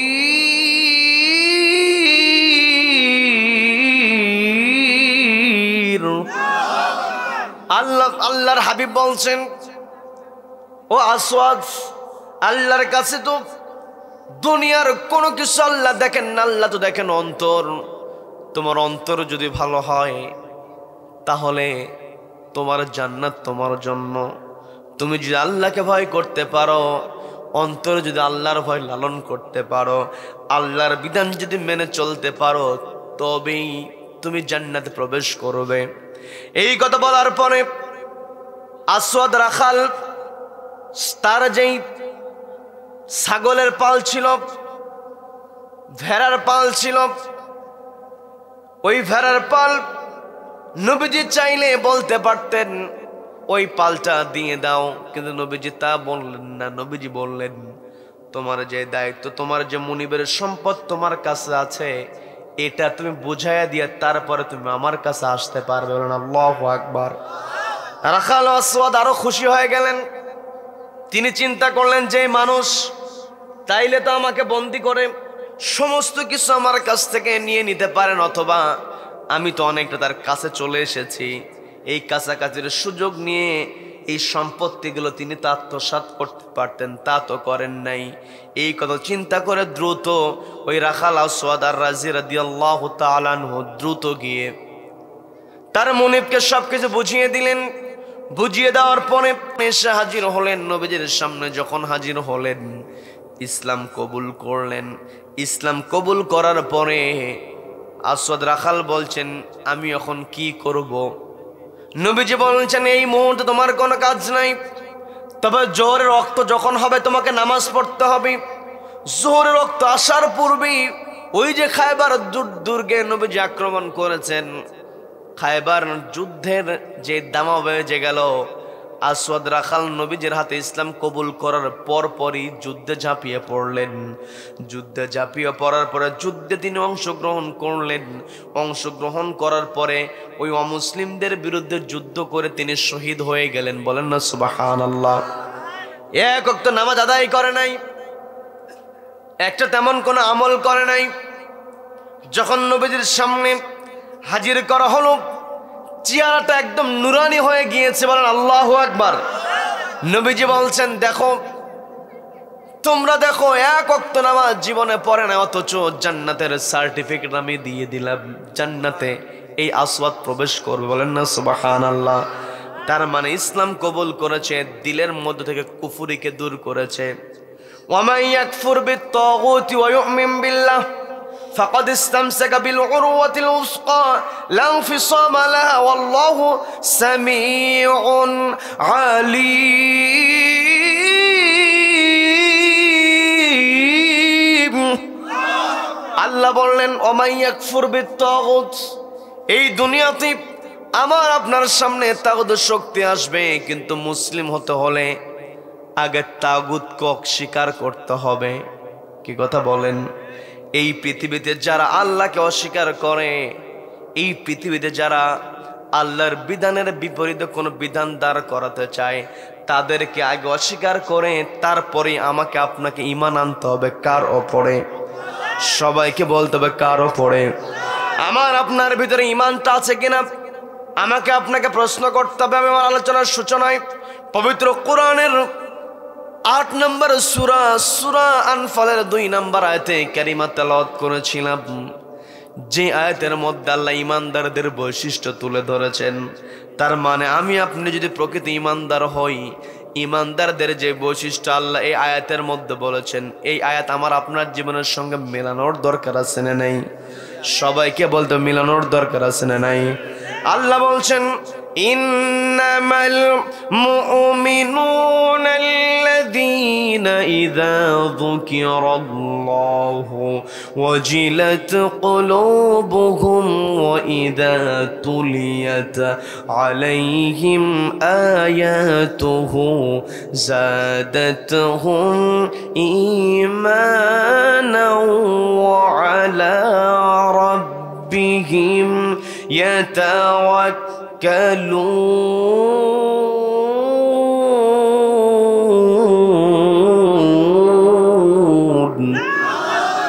আল্লাহ বলছেন ইন্নামাল মুমিনুন, তারাই হলো মুমিন, আল্লাযীনা ইযা যুকিরাল্লাহ, যাদের সামনে আল্লাহর নাম উচ্চারিত হয়, ওয়াজিলাত কুলুবুহুম, আল্লাহর ভয় অন্তরটা কেঁপে ওঠে। অর্থাৎ যার তাকওয়া যত বেশি হবে, আল্লাহর নাম শোনার সঙ্গে সঙ্গে অন্যায় থেকে সে নিজেকে তত দ্রুত গুটিয়ে নিতে পারবে। কথা বলেন ঠিক কিনা? এতক্ষণ আমি আপনি তাকওয়ার কথা শুনলাম। আল্লাহ তাকওয়ার ভিত্তিতে আমার আপনার মর্যাদা বাড়ায় দেন। এই কথাগুলো আমি এই জন্য বলেছি, এই আয়াতের ব্যাখ্যাগুলো আমাকে করতে সহজ হয়ে যাবে। এক নাম্বার মুমিনের বৈশিষ্ট্য হলো, যখন আল্লাহর নাম উচ্চারিত হয়ে যাবে, মুমিন বান্দা যারা হবে তারা কখনো আল্লাহর নাম স্মরণ হওয়ার পরও তারা কখনো অন্যায় করতে পারে না। কি কথা বলেন?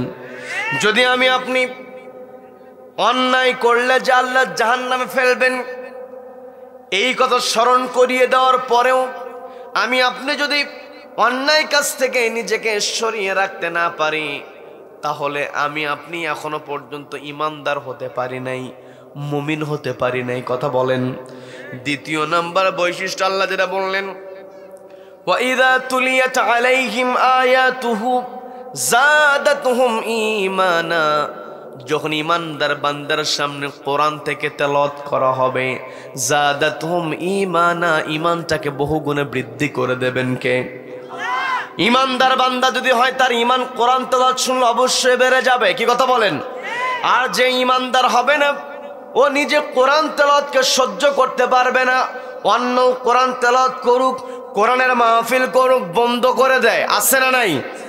যারা আজ থেকে 1 বছর পূর্বেই বাংলার জমিনে যারা কোরআনের মাহফিল সহ্য করতে পারে নাই, তারা মনে করেছিল আমরাই সব কিছু। অথচ এই বাংলার জমিনটা এমন হয়েছে, ওই কোরআনের পাখি আল্লামা দলজন সাইদ রহমাতুল্লাহ আলাইহি বলেছিলেন, তোমরা যে জুলুম নির্যাতন করছো, একটা সময় এমন অবস্থা আসবে তোমরা ইঁদুরের গর্ত পর্যন্ত খুঁজে পাবে না। কথা বলেন ঠিক কিনা? তার মানে এই পৃথিবীতে তারাই সফল কাম হবে যারা কোরআন তেলাওয়াত করবে এবং কোরআন তেলাওয়াত শুনবে। কি কথা বলেন? ও আমার পর্দার মা বোনেরা, কানটা একটু খাড়া করে শোনেন। সন্তানকে তো ম্যাথমেটিক্স, সন্তানকে তো আপনি ইংরেজি কত সুন্দর করে আপনি শেখানোর চেষ্টা করেন, সন্তানকে ABCD শেখায়, কবিতা শেখায়। হ্যাঁ, আপনাকে আমি নিষেধ করছি না, আপনি ABCD শেখাবেন, কবিতা শেখাবেন, ক খ শেখাবেন, কারণ ক খ আমাদের মাতৃভাষা, ABCD আমাদের ইন্টারন্যাশনাল ল্যাঙ্গুয়েজ। কিন্তু আপনাকে আলিফ বা তা সা সমানভাবে শেখাতে হবে। এমনকি ওই ইংরেজি ABCDর চাইতে এই কোরআনের আলিফ বা তা সাকে বেশি গুরুত্ব দিতে হবে। কথা বলেন? কি কথা বলেন? ও আমার পর্দার মা বোনের, কানটা একটু খাড়া করে শোনেন। আপনার সন্তান সম্মানিত হবে, আপনার সন্তান মর্যাদাবান হবে, আপনার সন্তানকে অবশ্যই কোরআনের শিক্ষা দিতে হবে। আপনার সন্তানকে আপনি ডাক্তার বানান, আপনার সন্তানকে আপনি ইঞ্জিনিয়ার বানান, আপনার সন্তানকে আপনি বড় অফিসার বানান, অবশ্যই এগুলো দরকার। অসুস্থ হলে ডাক্তারের দরকার আছে না নাই? বিল্ডিং করতে যাবেন, কনস্ট্রাকশনে ইঞ্জিনিয়ারের দরকার আছে না নাই? দেশ পরিচালনা করবেন, সচিবালয়ে সচিব দরকার আছে না নাই? কিন্তু আমার আপনার এমন ডাক্তার বানাতে হবে যে ডাক্তার কসাই হবে না। কি কথা বলেন? এমন ইঞ্জিনিয়ার বানাতে হবে যেই ইঞ্জিনিয়ার রডের বদলে বাঁশ দেবে না। কি কথা বলেন? এই যে কি ওটা ব্রিজ, যেই ব্রিজের জন্য দুনিয়া ঘুরে আসলাম, কি ঝাউল, মানে ঝাউলি না, ঝাউল মানে ঝাউলে ব্রিজ করে, ঝাউলি মার্কা ব্রিজ। কি কথা বলেন? ওই আসার সময় নাফিসকে বললাম যে কিছুদিন আগেও না আমি আসছিলাম, কয়েক বছর আগে, তখনও না দেখলাম যে ব্রিজের কাজ, কয় যে ব্রিজের কাজ হয়েছে কিন্তু আবার ফাটল ধরছে। তাই বললাম আসলে কি রড দিল নাকি বাঁশ দিল? রডের বদলে বাঁশ দেওয়া ইঞ্জিনিয়ার আছে না নাই? আছে না নাই? মা আপনার সন্তানকে এমন ইঞ্জিনিয়ার বানাতে হবে যে ইঞ্জিনিয়ার রডের বদলে বাঁশ দেবে না, যেমন রড দেওয়া দরকার তেমনই রড দেবে, এমন সন্তান বানাতে হবে। কি কথা বলেন? কি কথা বলেন? আপনার সন্তানকে এমন সচিব বানাতে হবে যেই সচিব নিজের অপরাধ ঢাকার জন্য আগুন লাগায় দেবে না। কি কথা বলেন? সচিবালয়ে আগুন, আর কোনো মন্ত্রণালয় নয়, স্থানীয় সরকার যেই মন্ত্রণালয় যেটা আছে, যেখানে সবচেয়ে বেশি বরাদ্দ হয়, ওই জায়গাতে আগুন লাগায় দিয়েছে সচিবেরা নিজেদের অপরাধটাকে ঢাকার জন্য। কি কথা বলেন? কি কথা বলেন? এই জন্য আমার আপনার সন্তানকে সব সেক্টরে যেতে হবে। দেশ পরিচালনার জন্য শুধুমাত্র আমি আপনি অবশ্যই কোরআন পড়ব, কোরআন রিসার্চ করতে হবে। কোরআনের অ্যাপ্লিকেশন যদি আমি আপনি সমাজে বাস্তবায়ন করতে চাই, অবশ্যই আমাকে সচিবালয় পর্যন্ত পৌঁছতে হবে। কি কথা বলেন? কি কথা বলেন? দেশ পরিচালনার জ্ঞান যদি আমার না থাকে, আমি হাফেজে কোরআন, আমি মুহাদ্দিস, আমি মুফতি, কিন্তু দেশ কেমন করে পরিচালনা করতে হয়, কেমন করে বাহিনী নিয়ন্ত্রণ করতে হয়, এই জ্ঞান যদি আমার ভিতরে না থাকে, দেশের দায়িত্ব আমাকে দিলে 3 মাস না 3 ঘন্টার মধ্যেই শেষ। কি কথা বলেন? কি কথা বলেন? এই জন্য মা আপনাকে দৃষ্টি আকর্ষণ করে বলছি, আপনাকে সচেতন মা হতে হবে। আপনার টার্গেট থাকবে আমার সন্তান, আমি মা গর্ব করে বলবো আমার সন্তান চাইলে কলমের খোঁচা দিয়া লক্ষ লক্ষ টাকা ইনকাম করতে পারে, কিন্তু আমার সন্তানকে আমি এমন করে গড়ে তুলেছি আমার সন্তান সচিব হওয়ার পরেও 1 টাকার ঘুষ খায় না। এই প্রশংসা মা যদি আপনি করতে পারেন, এই সন্তানই হবে আপনার জান্নাতে প্রবেশের কারণ। মা আপনাকে সচেতন হতে হবে, আপনাকে কোরআন তেলাওয়াত করতে হবে, আপনাকে নামাজি হতে হবে। এই যে সুন্দর আয়োজন করেছেন আমাদের রফিকুল ইসলাম ভাই, তিনি ব্যয় করেছেন আপনাদেরকে কোরআন শোনার যে আয়োজনটা করেছেন, তিনি যে উদ্যোগটা নিয়েছেন, এই উদ্যোগ তিনি নিয়েছেন একমাত্র কাকে ভয় করে? কাকে ভয় করে? আল্লাহকে সন্তুষ্ট করার টার্গেটে তিনি এই কাজটা করেছেন। তার মা দুনিয়া থেকে, তার স্ত্রী দুনিয়া থেকে, অর্থাৎ তার মা দুনিয়া থেকে বিদায় হয়েছেন, বাবা বেঁচে আছেন। আল্লাহ তার বাবার নেক হায়াত দারাজ করে দিন, বলে না আমিন। মায়ের প্রতি যে টান, আত্মীয় স্বজনের প্রতি যে টান, এই টানের আলোকে তিনি আয়োজনটা করেছেন। এটাই তো মুমিনের পরিচয়। মুমিন টার্গেট নেবে, মুমিনের চিন্তা হবে মুমিন তার পরকালের জীবনটাকে কেমন করে সাজাবে, এটাই হবে মুমিনের টার্গেট। কি কথা বলেন? সম্মানিত দিনী ভাইয়েরা, মুমিন বান্দার টার্গেট হবে, মুমিন বান্দা কোরআন তেলাওয়াত করবে, কোরআন তেলাওয়াত শুনবে, ঈমান বৃদ্ধি হবে। এই বাংলার জমিনে যারা কোরআনের মাহফিলগুলো বন্ধ করেছে, আজকে তারা কোথায়? মাইক্রোফোন পর্যন্ত কেড়ে নেওয়া হয়েছে। এমনকি এই দেশে লক্ষ লক্ষ যুবক যার জন্য পাগল, লক্ষ লক্ষ যুবকের যারা আলোচনা শোনার জন্য একত্রিত হয়ে যায়। ডক্টর মিজানুর রহমান আজহারী হাফিজাহুল্লাহ, যুবকেরা যখন তার সুন্দর লেকচার শুনে, যুগোপযোগী আলোচনা শুনে যখন একেবারে পঙ্গপালের মতো তারা মাহফিলে একত্রিত হতো, উপস্থিত হতো, ওই জালিম সহ্য করতে পারে নাই। দীর্ঘ 4 থেকে 5 বছর দেশের মাটিতে কথা বলতে দেয় নাই, অথচ তিনি এই যে 5 বছর পরে দেশে ঠিকই এসেছেন। আর যারা তাকে কথা বলতে দেয় নাই, তারা আজকে চেহারাই দেখাতে পারে না। কথা বলেন ঠিক কিনা? লক্ষ লক্ষ মানুষ, ওরা তো 1000 টাকা দেয়, পোলাও দেয়, বিরিয়ানি দেয়, টি-শার্ট দেয়, গাড়ি ঘোড়া সব কিছু, এরপরেও লোক হয় না। অথচ মিজানুর রহমান আজহারী হাফিজাহুল্লাহ, তিনি যে পেকুয়াতে প্রথম যেই মাহফিল করেছেন, সেই মাহফিলে 12 থেকে 15 লক্ষ লোক হাজির হয়েছে। কাউকে কিন্তু গাড়ি ভাড়ার কোনো খরচ দেওয়া হয় নাই, সবাই হাজির হয়েছে একটি কিতাব শোনার জন্য। সেই কিতাবের নাম কি? আল কোরআন। এমন একটি কিতাব গোটা দুনিয়াতে যার পরিচিতি আছে। এই যে আজকে এখানে হেডলাইন দেওয়া আছে তাফসিরুল কোরআন মাহফিল, আমরা দেখেছি হেডলাইন দেওয়া হতো ঈসা আলাইহিস সালাম শোভা আজিমুশান মাহফিল, ইসলামী জালসা। আমি এই হেডলাইনগুলোর বিরোধিতা করছি না, এগুলো ভালো, এগুলো আমাদের ইতিহাস, এগুলো আমাদের ঐতিহ্য, এগুলো আমাদের সংস্কৃতি। কি কথা বলেন? শীতকালে তাফসির মাহফিল, ইসলামী জালসা, ঈসা আলাইহিস সালাম, এগুলো হয়, এটা আমাদের কালচার। কি কথা বলেন? এই যে কালচার, আজকে গোটা দেশে অধিকাংশ জায়গায় আমরা লক্ষ্য করেছি, সেখানে ঈসা আলাইহিস সালাম মাহফিল কথা লেখা থাকলেও সেখানে তারা অ্যাড করে দেয় তাফসিরুল কোরআন ও ঈসা আলাইহিস সালাম মাহফিল। এই যে তাফসিরুল কোরআন শব্দটা অ্যাড করা হয়েছে, এই তাফসিরুল কোরআন মাহফিল এই বাংলার জমিনে যিনি প্রতিষ্ঠা করেছেন তিনি হলেন শহীদ আল্লামা দেলোয়ার হোসেন সাঈদী রহমাতুল্লাহ আলাইহি। কথা বলেন। তাকে তারা চেয়েছিল বন্দি অবস্থায় রেখে, তাকে তারা চেয়েছিল বন্দি অবস্থায় রেখে দিয়ে তাকে অপমানিত করার জন্য তারা কত ষড়যন্ত্র করেছে, অপরাধ করেছে। দেলোয়ার হোসেন শিকদার নামের সঙ্গে কিছুটা মিল থাকার কারণে ওই শিকদারের অপরাধ দেলোয়ার হোসেন সাঈদীর উপরে চাপানোর চেষ্টা যারা করেছিল, আজকে গোটা দুনিয়াতে তারাই অবাঞ্ছিত ঘোষিত হয়েছে। কথা বলেন ঠিক কিনা? আল্লামা সাঈদী তার ভিতরে ছিল মুমিনের বৈশিষ্ট্য। কি কথা বলেন? এক নাম্বার বৈশিষ্ট্য, যখন আল্লাহর নাম উচ্চারিত হবে ওয়াজিলাত কুলুবুহুম, অন্তরটা কেঁপে উঠবে। দুই নাম্বার বৈশিষ্ট্য, ইমানদার বান্দারা যখন কোরআন তেলাওয়াত শুনবে ইমানটা বেড়ে যাবে। এই জন্য মা আপনাকে দৃষ্টি আকর্ষণ করে বলছি, নিজে কোরআন তেলাওয়াত করবে না, আপনার কোরআন তেলাওয়াত সন্তান শুনবে, আপনার সন্তান ঈমান বেড়ে যাবে। আবার সন্তানকে কোরআন তেলাওয়াত শেখাবেন, সন্তান ঘরে কোরআন তেলাওয়াত করবে। মা আপনি সন্তানের মুখে কোরআন তেলাওয়াত শুনবেন, আপনার ঈমান বৃদ্ধি করে দেবেন কে? আপনার পরিবারটাকে কোরআনের পরিবার বানাতে হবে। কি কথা বলেন? যেই পরিবারটা কোরআনের পরিবার হবে, আর ওই কোরআনের পরিবার থেকে যেই ছেলেটা ডাক্তার হবে, ওই ছেলেটা সত্যিকারের ডাক্তার হবে, সে কখনো কসাই হবে না। কথা বলেন ঠিক কিনা? যেই পরিবার থেকে, যেই পরিবারের পরিচয় হবে কোরআনের পরিবার, ওই পরিবার থেকে যে ইঞ্জিনিয়ার বের হবে, ওই ইঞ্জিনিয়ার একমাত্র আল্লাহকে ভয় করবে, সে তার নিজের পকেট ভারী করবে না। কি কথা বলেন? যেই পরিবার থেকে, যে কোরআনের পরিবার থেকে সচিব বের হবে, ওই সচিব তার চেয়ারে বসে দেশের কল্যাণের জন্যই কাজ করবে। কি কথা বলেন? এই জন্য মা আপনাকে দুই নাম্বার বৈশিষ্ট্য আপনার ভিতরে আনতে হবে, ইযা তুলিয়াত আলাইহিম আয়াতুহু যাদাতুহুম ঈমানা, কোরআন তেলাওয়াতের দ্বারা ঈমানটাকে বৃদ্ধি করতে হবে।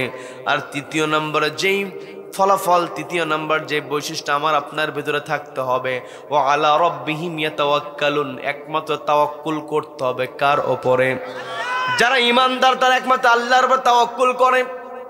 খেয়াল করে দেখেন, আমাদের কোরআনের পাখি যিনি তাফসীরুল কোরআন মাহফিল গোটা বাংলার জমিনে যিনি ছড়িয়ে দিলেন, সে কোরআনের পাখিকে 70 বছর বয়সে বন্দি অবস্থায় রেখে দেওয়া হয়েছে, 13টা বছর বন্দি অবস্থায় রেখে দেওয়া হয়েছে, কিন্তু একটা বারের জন্য তিনি আল্লাহর উপর থেকে আস্থা, আল্লাহর উপর থেকে তাওয়াক্কুল থেকে দূর হন নাই। বলেন, কথা বলেন। একটা মুহূর্তের জন্য তিনি আল্লাহর উপরে তাওয়াক্কুল হারান নাই, একটা মুহূর্তের জন্য তিনি আল্লাহকে ভুলে যান নাই, একটা মুহূর্তের জন্য তিনি দুনিয়ার কাউকে ভয় করেন নাই। কথা বলেন। আল্লাহ বললেন আমানু ওয়াত্তাকাউ, যারা ঈমান আনবে এবং আল্লাহর উপরে আল্লাহকে ভয় করবে, একমাত্র আল্লাহকে যারা ভয় করবে, লাফাতাহনা আলাইহিম বারাকাতিম মিনাস সামাই ওয়াল আরদ, আসমান এবং জমিনের বরকতের দরজা খুলে দেওয়া হবে। আমাদের কোরআনের পাখিকে দীর্ঘদিন বন্দি অবস্থায় রেখে দেওয়া হয়েছে, অথচ আদালত চত্বরে আমরা কোরআনের পাখিকে আনতে দেখেছি। আদালত চত্বরে তিনি হাজির হয়েছেন, বুকের মধ্যে একটা কোরআন ধরেছেন, চেহারার দিকে আমরা লক্ষ্য করেছি, তার চেহারার মধ্যে কোনোদিন আমরা হতাশার ছাপ খুঁজে পাই নাই। কথা বলেন ঠিক কিনা? তৃতীয় নাম্বার বৈশিষ্ট্য, আলা রাব্বিহিম ইয়াতাওয়াক্কালুন, আল্লাহর উপর তাওয়াক্কুল করবে ঈমানদারেরা।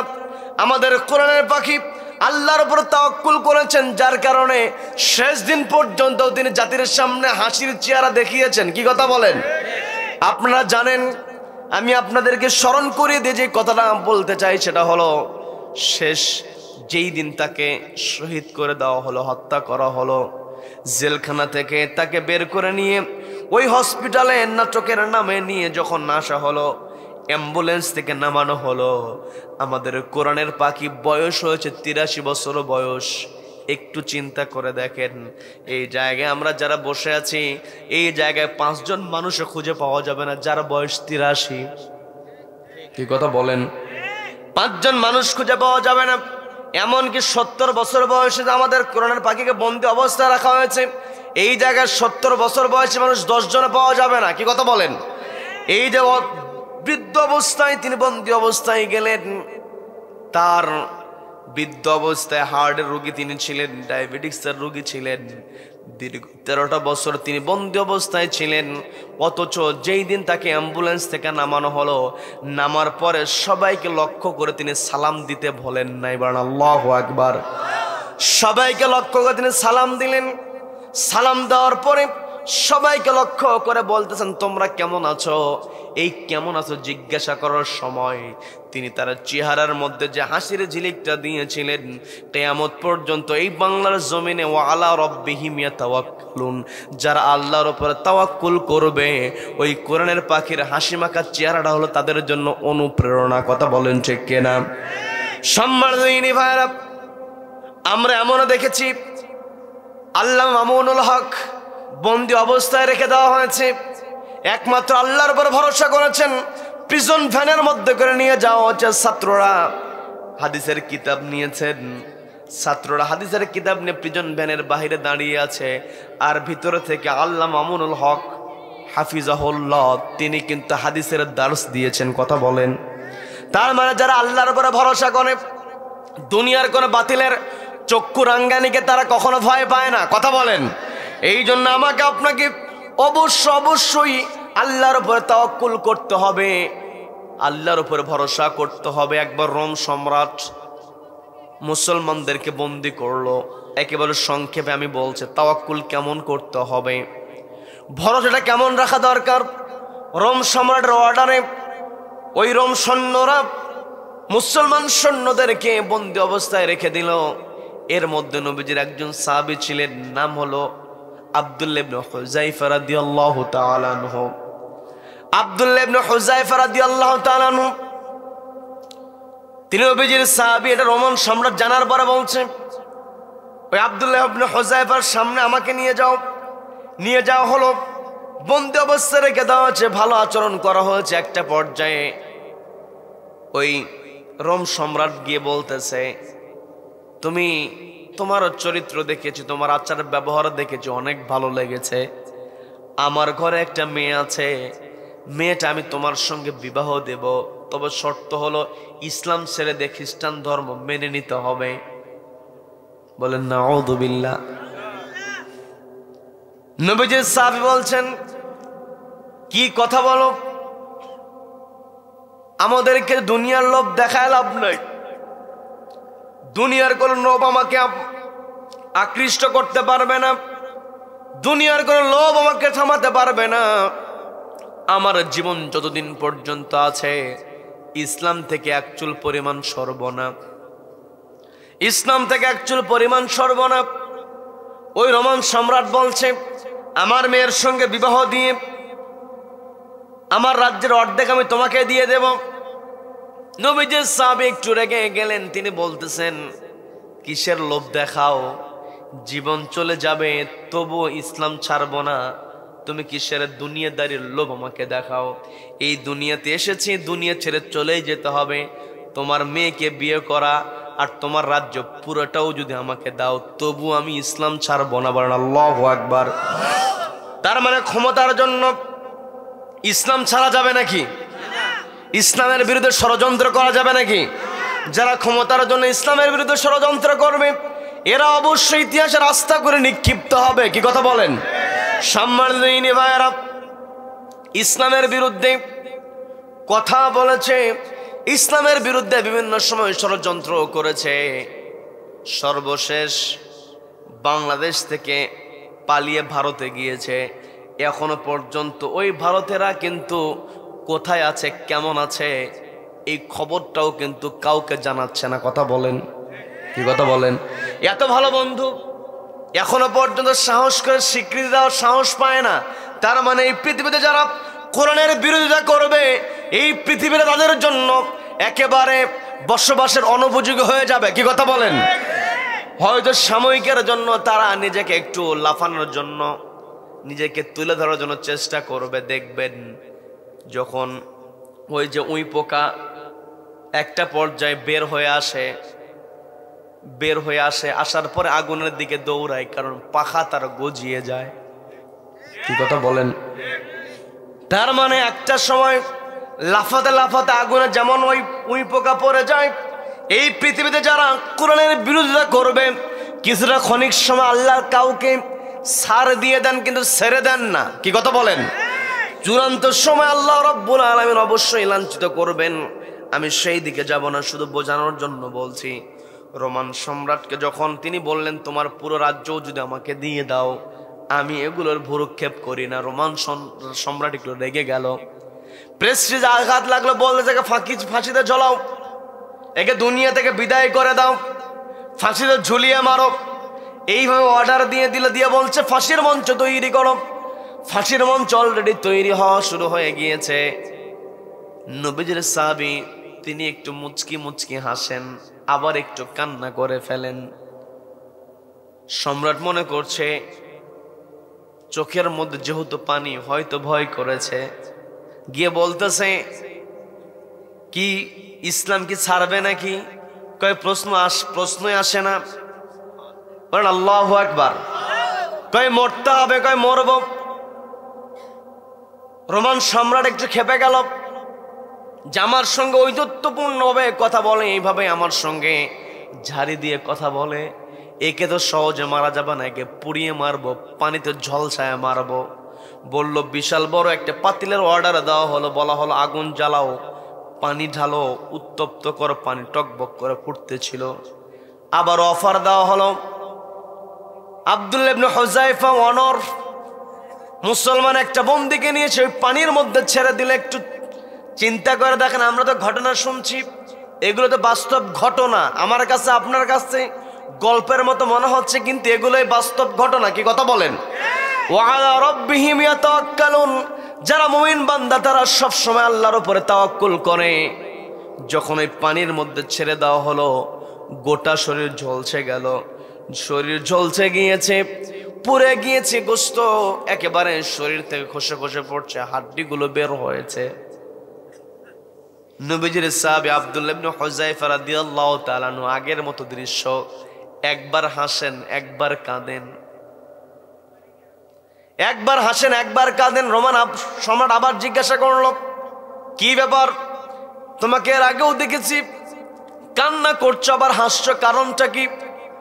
আব্দুল্লাহ ইবনে হুযায়ফা রাদিয়াল্লাহু তাআলা আনহু বলছেন তুমি তো মনে করেছো আমি এই শাস্তি দেখে কান্না করছি। না না, আমি এই শাস্তি দেখে কান্না করি নাই, আমি হাসতেছিলাম। তুমি ওকে পানির মধ্যে চুবিয়ে মেরেছ, অথচ আল্লাহ তাকে জান্নাতের মধ্যে প্রবেশ করায় দিয়েছেন। বলেন না সুবহানাল্লাহ। জান্নাতের যে পরিবেশ, জান্নাতের যে আবহাওয়া, আল্লাহ তাকে সে আবহাওয়ার মধ্যে ঢুকিয়ে দিয়েছেন, জান্নাতি ঘ্রাণ সে পেয়েছে। আমি এটা দেখে হাসছি, আবার আমার চোখে পানি চলে আসে। এর কারণটা হলো জীবন তো একবার, ও তো একবার মারা গেল, একে তো আর বাঁচানো সম্ভব না, একবারই দুনিয়া থেকে বিদায় হয়ে গেল। আমার জীবন তো একবার। আমি আফসোস করে বলছি, আল্লাহ যদি আমাকে শত শতবার প্রাণ দিতেন, আমি শত শতবার ওই পানির মধ্যে এইভাবে আমি কষ্টের মধ্যে আমার জীবনটা আল্লাহর রাস্তায় দিয়ে দিতাম। বলেন না সুবহানাল্লাহ। কিন্তু যখনই মনে হয় আমি তো একবারই পারবো, তখনই আমার চোখ বেয়ে পানি আসে। বলেন আল্লাহু আকবার। যখন রোমান সম্রাটের সামনে এইভাবে কথা বলা হলো, রোমান সম্রাট দেখলো এরা তো একেবারে অনর। ও আলা রাব্বিহিম ইয়াতাওয়াক্কালুন, একমাত্র তাওয়াক্কুল, একমাত্র ভরসা একজনের উপরে, তিনি কে? রোমান সম্রাট তখন বলছে আর শাস্তি দেব না, আমি ছেড়ে দেব, কিন্তু শর্ত হলো আমার কপালে একটু চুম্বন করতে হবে, তোমার একটা চুমু আমি আমার কপালে নেব। কারণ তোমরা যেই অনর বৈশিষ্ট্য তোমাদের মধ্যে, তোমাদের একটা চুম্বন যদি আমার কপালে আমি নিতে পারি, আমার মাথায় নিতে পারি, নিজেকে আমি ধন্য মনে করব। এই কথা বলার পরে আব্দুল্লাহ ইবনে হুযায়ফা রাদিয়াল্লাহু তাআলা তিনি রাজি হলেন না। পরক্ষণে তার মনে হলো দেখি তো একটা সুযোগ আমার এসেছে, আমি একটা সুযোগ পেয়েছি। কি সুযোগ? বলা হলো আমি তোমার কপালে চুমু দিতে পারি, তবে শর্ত হলো আমার যেই অন্যান্য সাথীদেরকে তুমি বন্দী অবস্থায় রেখে দিয়েছ, এই চুমুর বিনিময়ে তাদেরকে ছেড়ে দিতে হবে। বলেন আল্লাহু আকবার। চুমুর পরিবর্তে তুমি যদি এদেরকে ছেড়ে দাও, তবেই আমি তোমাকে চুমু দিতে পারি। রোমান সম্রাট একটা প্রস্তাব দিয়েছে, রাজ্যের লোকজন তো দেখছে, রাজা প্রস্তাব দিয়েছে, সে প্রস্তাব যদি প্রত্যাখ্যান হয় রাজার কিন্তু একটা প্রেস্টিজের ব্যাপার, কি কথা বলেন, কি কথা বলেন। নিজের ভুল জানার পরেও, নিজের ভুল একেবারে স্পষ্ট, সবকিছু বোঝার পরেও প্রেস্টিজের কারণে ভুলটাকে স্বীকার করে না, এমন কুলাঙ্গার দুনিয়াতে আছে না নাই? আছে না নাই? রোমান সম্রাট চিন্তা করতেছে, যেই প্রস্তাব দিয়েছে এই প্রস্তাব যদি আমি গ্রহণ না করি তাহলে এরা জীবন দিয়ে দিবে, তবুও আমার কথায় ওদের কথা গলবে না, বলেন আল্লাহু আকবার। জীবন দিয়ে দিবে তবুও আমাকে তারা চুম্বন করবে না, যেহেতু সে আমাকে চুম্বন করবে না, কাজে আমি তো সবার সামনে লক্ষ্য করে বলেছি আমার কপালে আমি চুমুটা নিতে চেয়েছি, আমি যদি চুমু নিতে না পারি আমার প্রতিপক্ষ যারা আছে তারা তো আমাকে নিয়ে টিটকারি করতে পারে। কাজে একটা পর্যায়ে ওই রোমান সম্রাট রাজি হয়ে গেল। আব্দুল্লাহ ইবনে হুযায়ফা বলছেন সবাইকে ছেড়ে দাও, উন্মুক্ত করে দাও, তবেই আমি তোমার কপালে চুম্বন করব। শর্ত মেনে নিল। আব্দুল্লাহ ইবনে হুযায়ফা রাদিয়াল্লাহু তাআলা কপালে চুম্বন দিলেন। সেখান থেকে তারা মদিনার দিকে রওনা হয়েছেন। তথ্যটা হযরত ওমর রাদিয়াল্লাহু তাআলা কান পর্যন্ত পৌঁছে গেল। হযরত ওমর রাদিয়াল্লাহু তাআলা বিস্তারিত কঠিন ঘটনা শোনার পরে তিনি যখন জানতে পারলেন ফুটন্ত পানির মধ্যে ছেড়ে দেওয়া হয়েছে, তবু আব্দুল্লাহ ইবনে হুযায়ফা সে অনড় ছিল, সে ওই ফুটন্ত পানিকে ভয় পায় নাই। এমনকি ওই রাজার কাছে, রোম সম্রাটের কাছে যারা বন্দী ছিল তাদেরকে ছাড়ানোর জন্য সে রোম সম্রাটের কপালে চুমু দিয়েছে। এই কথা শোনার পরে ওই মদিনাতে ওমর রাদিয়াল্লাহু তাআলা সবাইকে লক্ষ্য করে বললেন, যেহেতু এই চুমুর দ্বারা আব্দুল্লাহ ইবনে হুযায়ফা মুসলমানদেরকে উদ্ধার করেছে, এই আব্দুল্লাহ ইবনে হুযায়ফাকে অবশ্যই তোমরা সম্মানিত করো, ওর হাতে এবং কপালে তোমরা চুমু দিতে থাকো, বলেন না সুবহানাল্লাহ। তার মানে দুনিয়াতেও মর্যাদা, আখিরাতেও সম্মানের শর্ত হলো ঈমান আনতে হবে কার উপরে? সবাইকে বলতে ঈমান আনতে হবে কার উপরে? আল্লাহর উপরে যার ঈমান আছে সে কখনো আল্লাহর নাম শোনার পরে সে কখনো অন্যায় করতে পারে না। দ্বিতীয় নাম্বার যে ঈমানদারের বৈশিষ্ট্য যেটা হবে, ঈমানদার সে যখন কোরআন থেকে তেলাওয়াত শুনবে, কোরআন থেকে তেলাওয়াত শোনার পরে ঈমানদার বান্দার যেই বৈশিষ্ট্য, ঈমানদার বান্দা কোরআন তেলাওয়াত শুনে তার ঈমানটাকে তাজা করবে। আর দুনিয়াতে যত কঠিন পরিস্থিতি আসুক না কেন, যত বড় কঠিন পরিস্থিতির মোকাবেলা করতে হোক না কেন, ঈমানদার বান্দার দায়িত্ব হলো ওয়া আলা রাব্বিহিম ইয়াতাওয়াক্কালুন, ঈমানদার বান্দা ভরসা করবে কার উপরে? আল্লাহর উপর আমাদের ভরসা থাকতে হবে। আমি আপনি যদি আল্লাহর উপর ভরসা করি সবকিছু আমার আপনার পক্ষে চলে আসবে। এই যে গত বছর আতশবাজি, গত বছর দেশের মধ্যে 12টা যখন বেজে গিয়েছে, দেশের মধ্যে হই হুল্লোড় ছিল, অথচ এই দেশের প্রশাসন ঘোষণা করে দিয়েছে যারা একেবারে নিয়মের বাহিরে গিয়ে আতশবাজি করবে, এই আতশবাজি করার কারণে 1 মাসের জেলও পর্যন্ত হবে। লক্ষণ ভালো না খারাপ? আবার বলেন, লক্ষণ ভালো না খারাপ? অবশ্যই লক্ষণ ভালো। এটা আরো হোক, কি কথা বলেন? এই জন্য আমাকে আপনাকে সচেতন হতে হবে, পরিবারের প্রতি নজর রাখতে হবে। এই যে আমার যুবক ভাইরা এখানে বসে আছি, অনেক যুবকেরা যারা নিজেদের জীবনটাকে ধ্বংসের দিকে ঠেলে দেয়, গান বাজনা নিয়ে মত্ত থাকে, অথচ এই যে পশ্চিম শরীফ সলঙ্গা পশ্চিম পাড়ার যুবকের এখানে বসে আছে একমাত্র কার সন্তুষ্টির জন্য? সবাইকে বলতে হবে কার সন্তুষ্টির জন্য? আল্লাহর সন্তুষ্টি যুবক তোমাকে অবশ্যই অর্জন করতে হবে।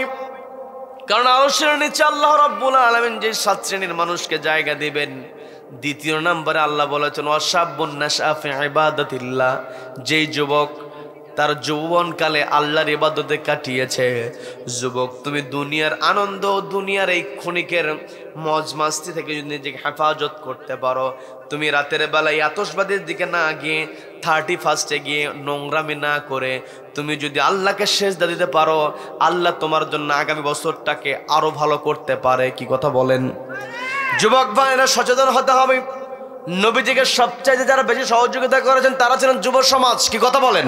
কি কথা বলেন? তার মানে যুব সমাজের ব্যাপারে আমাদের সচেতন হতে হবে, যুবকদেরকে আমাদের আকৃষ্ট করতে হবে। অনেক সময় যুবকেরা যদি আমাদের নিয়মিত নামাজ পড়ে না, মসজিদে এসেছে একদিন হঠাৎ করে, অনেকে আবার টিটকেরি করে, দেখো নতুন মুসল্লি, এমন কথা বলার লোক আছে না নাই? আছে না নাই? এগুলো করা যাবে না। আবার যুবক এসেছে, হয়তো মাথায় টুপি নাই, খুব রাগারাগি, যুবককে এমন ধমক দেয়, যুবক আর আসে না মসজিদে। কি কথা বলেন? কি কথা বলেন? ছোট ছোট বাচ্চা শিশুদেরকে মসজিদে আসলে অনেকে রেগে যায়। যেই শিশুটা মসজিদ নাপাক করবে না, প্রস্রাব পায়খানা কথা বলতে পারে, মসজিদে পেশাব পায়খানা করবে না, ওই যুবককে বেশি বেশি মসজিদে আনতে হবে। এমনকি আপনার পকেটের মধ্যে যদি চকলেট রাখতে পারেন, আপনার চকলেট পেয়ে যদি যুবক মসজিদের দিকে এগিয়ে আসে, এই আমলটা আপনার জন্য নাজাতের ওসিলা হিসেবে কবুল করতে পারেন কে? কে কবুল করতে পারেন? আল্লাহ কবুল করতে পারেন। নবীজি তার নাতনিকে কাঁধের উপরে নিয়ে নবীজি নামাজ পড়েছেন, অথচ আমি আপনি কি মুসল্লি হয়েছি যে বাচ্চাদের একটা সাউন্ড কানে আসলে আমি আপনি রেগে যাই না? এটা করা যাবে না। কারণ যুবকদেরকে, শিশুদেরকে মসজিদের দিকে আমাকে আপনাকে বেশি বেশি করে আনতে হবে। কারণ আজকের শিশু নামাজি মানে পরবর্তী প্রজন্ম নামাজি। কি কথা বলেন? এই জন্য আমাদেরকে সচেতন হতে হবে। মা, আমি প্রায় জায়গাতে একটা কথা বলি, মা নামাজি হলে মায়ের সেজদা দেওয়া দেখে সন্তানও নামাজি হয়ে যায়। কি কথা বলেন?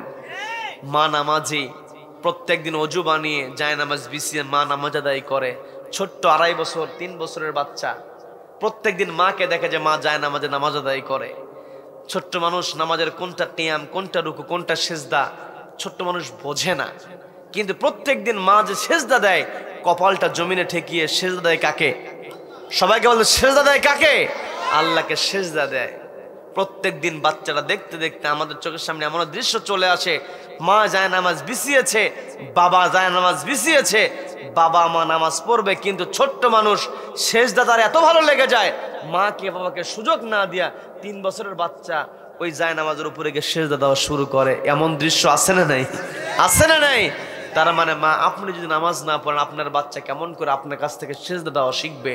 কাজেই মা, আপনাকে দৃষ্টি আকর্ষণ করে বলছি, আপনি নামাজ পড়েন, আপনার নামাজ দেখে আপনার সন্তান নামাজি হবে। আপনি সত্য কথা বলেন, আপনার সন্তান সত্যবাদী হবে।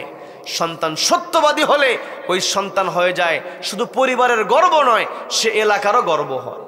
কি কথা বলেন? যে সন্তান সত্যবাদী শুধু এলাকা নয়, গোটা দেশের জন্য সে হচ্ছে একটা সম্পদ।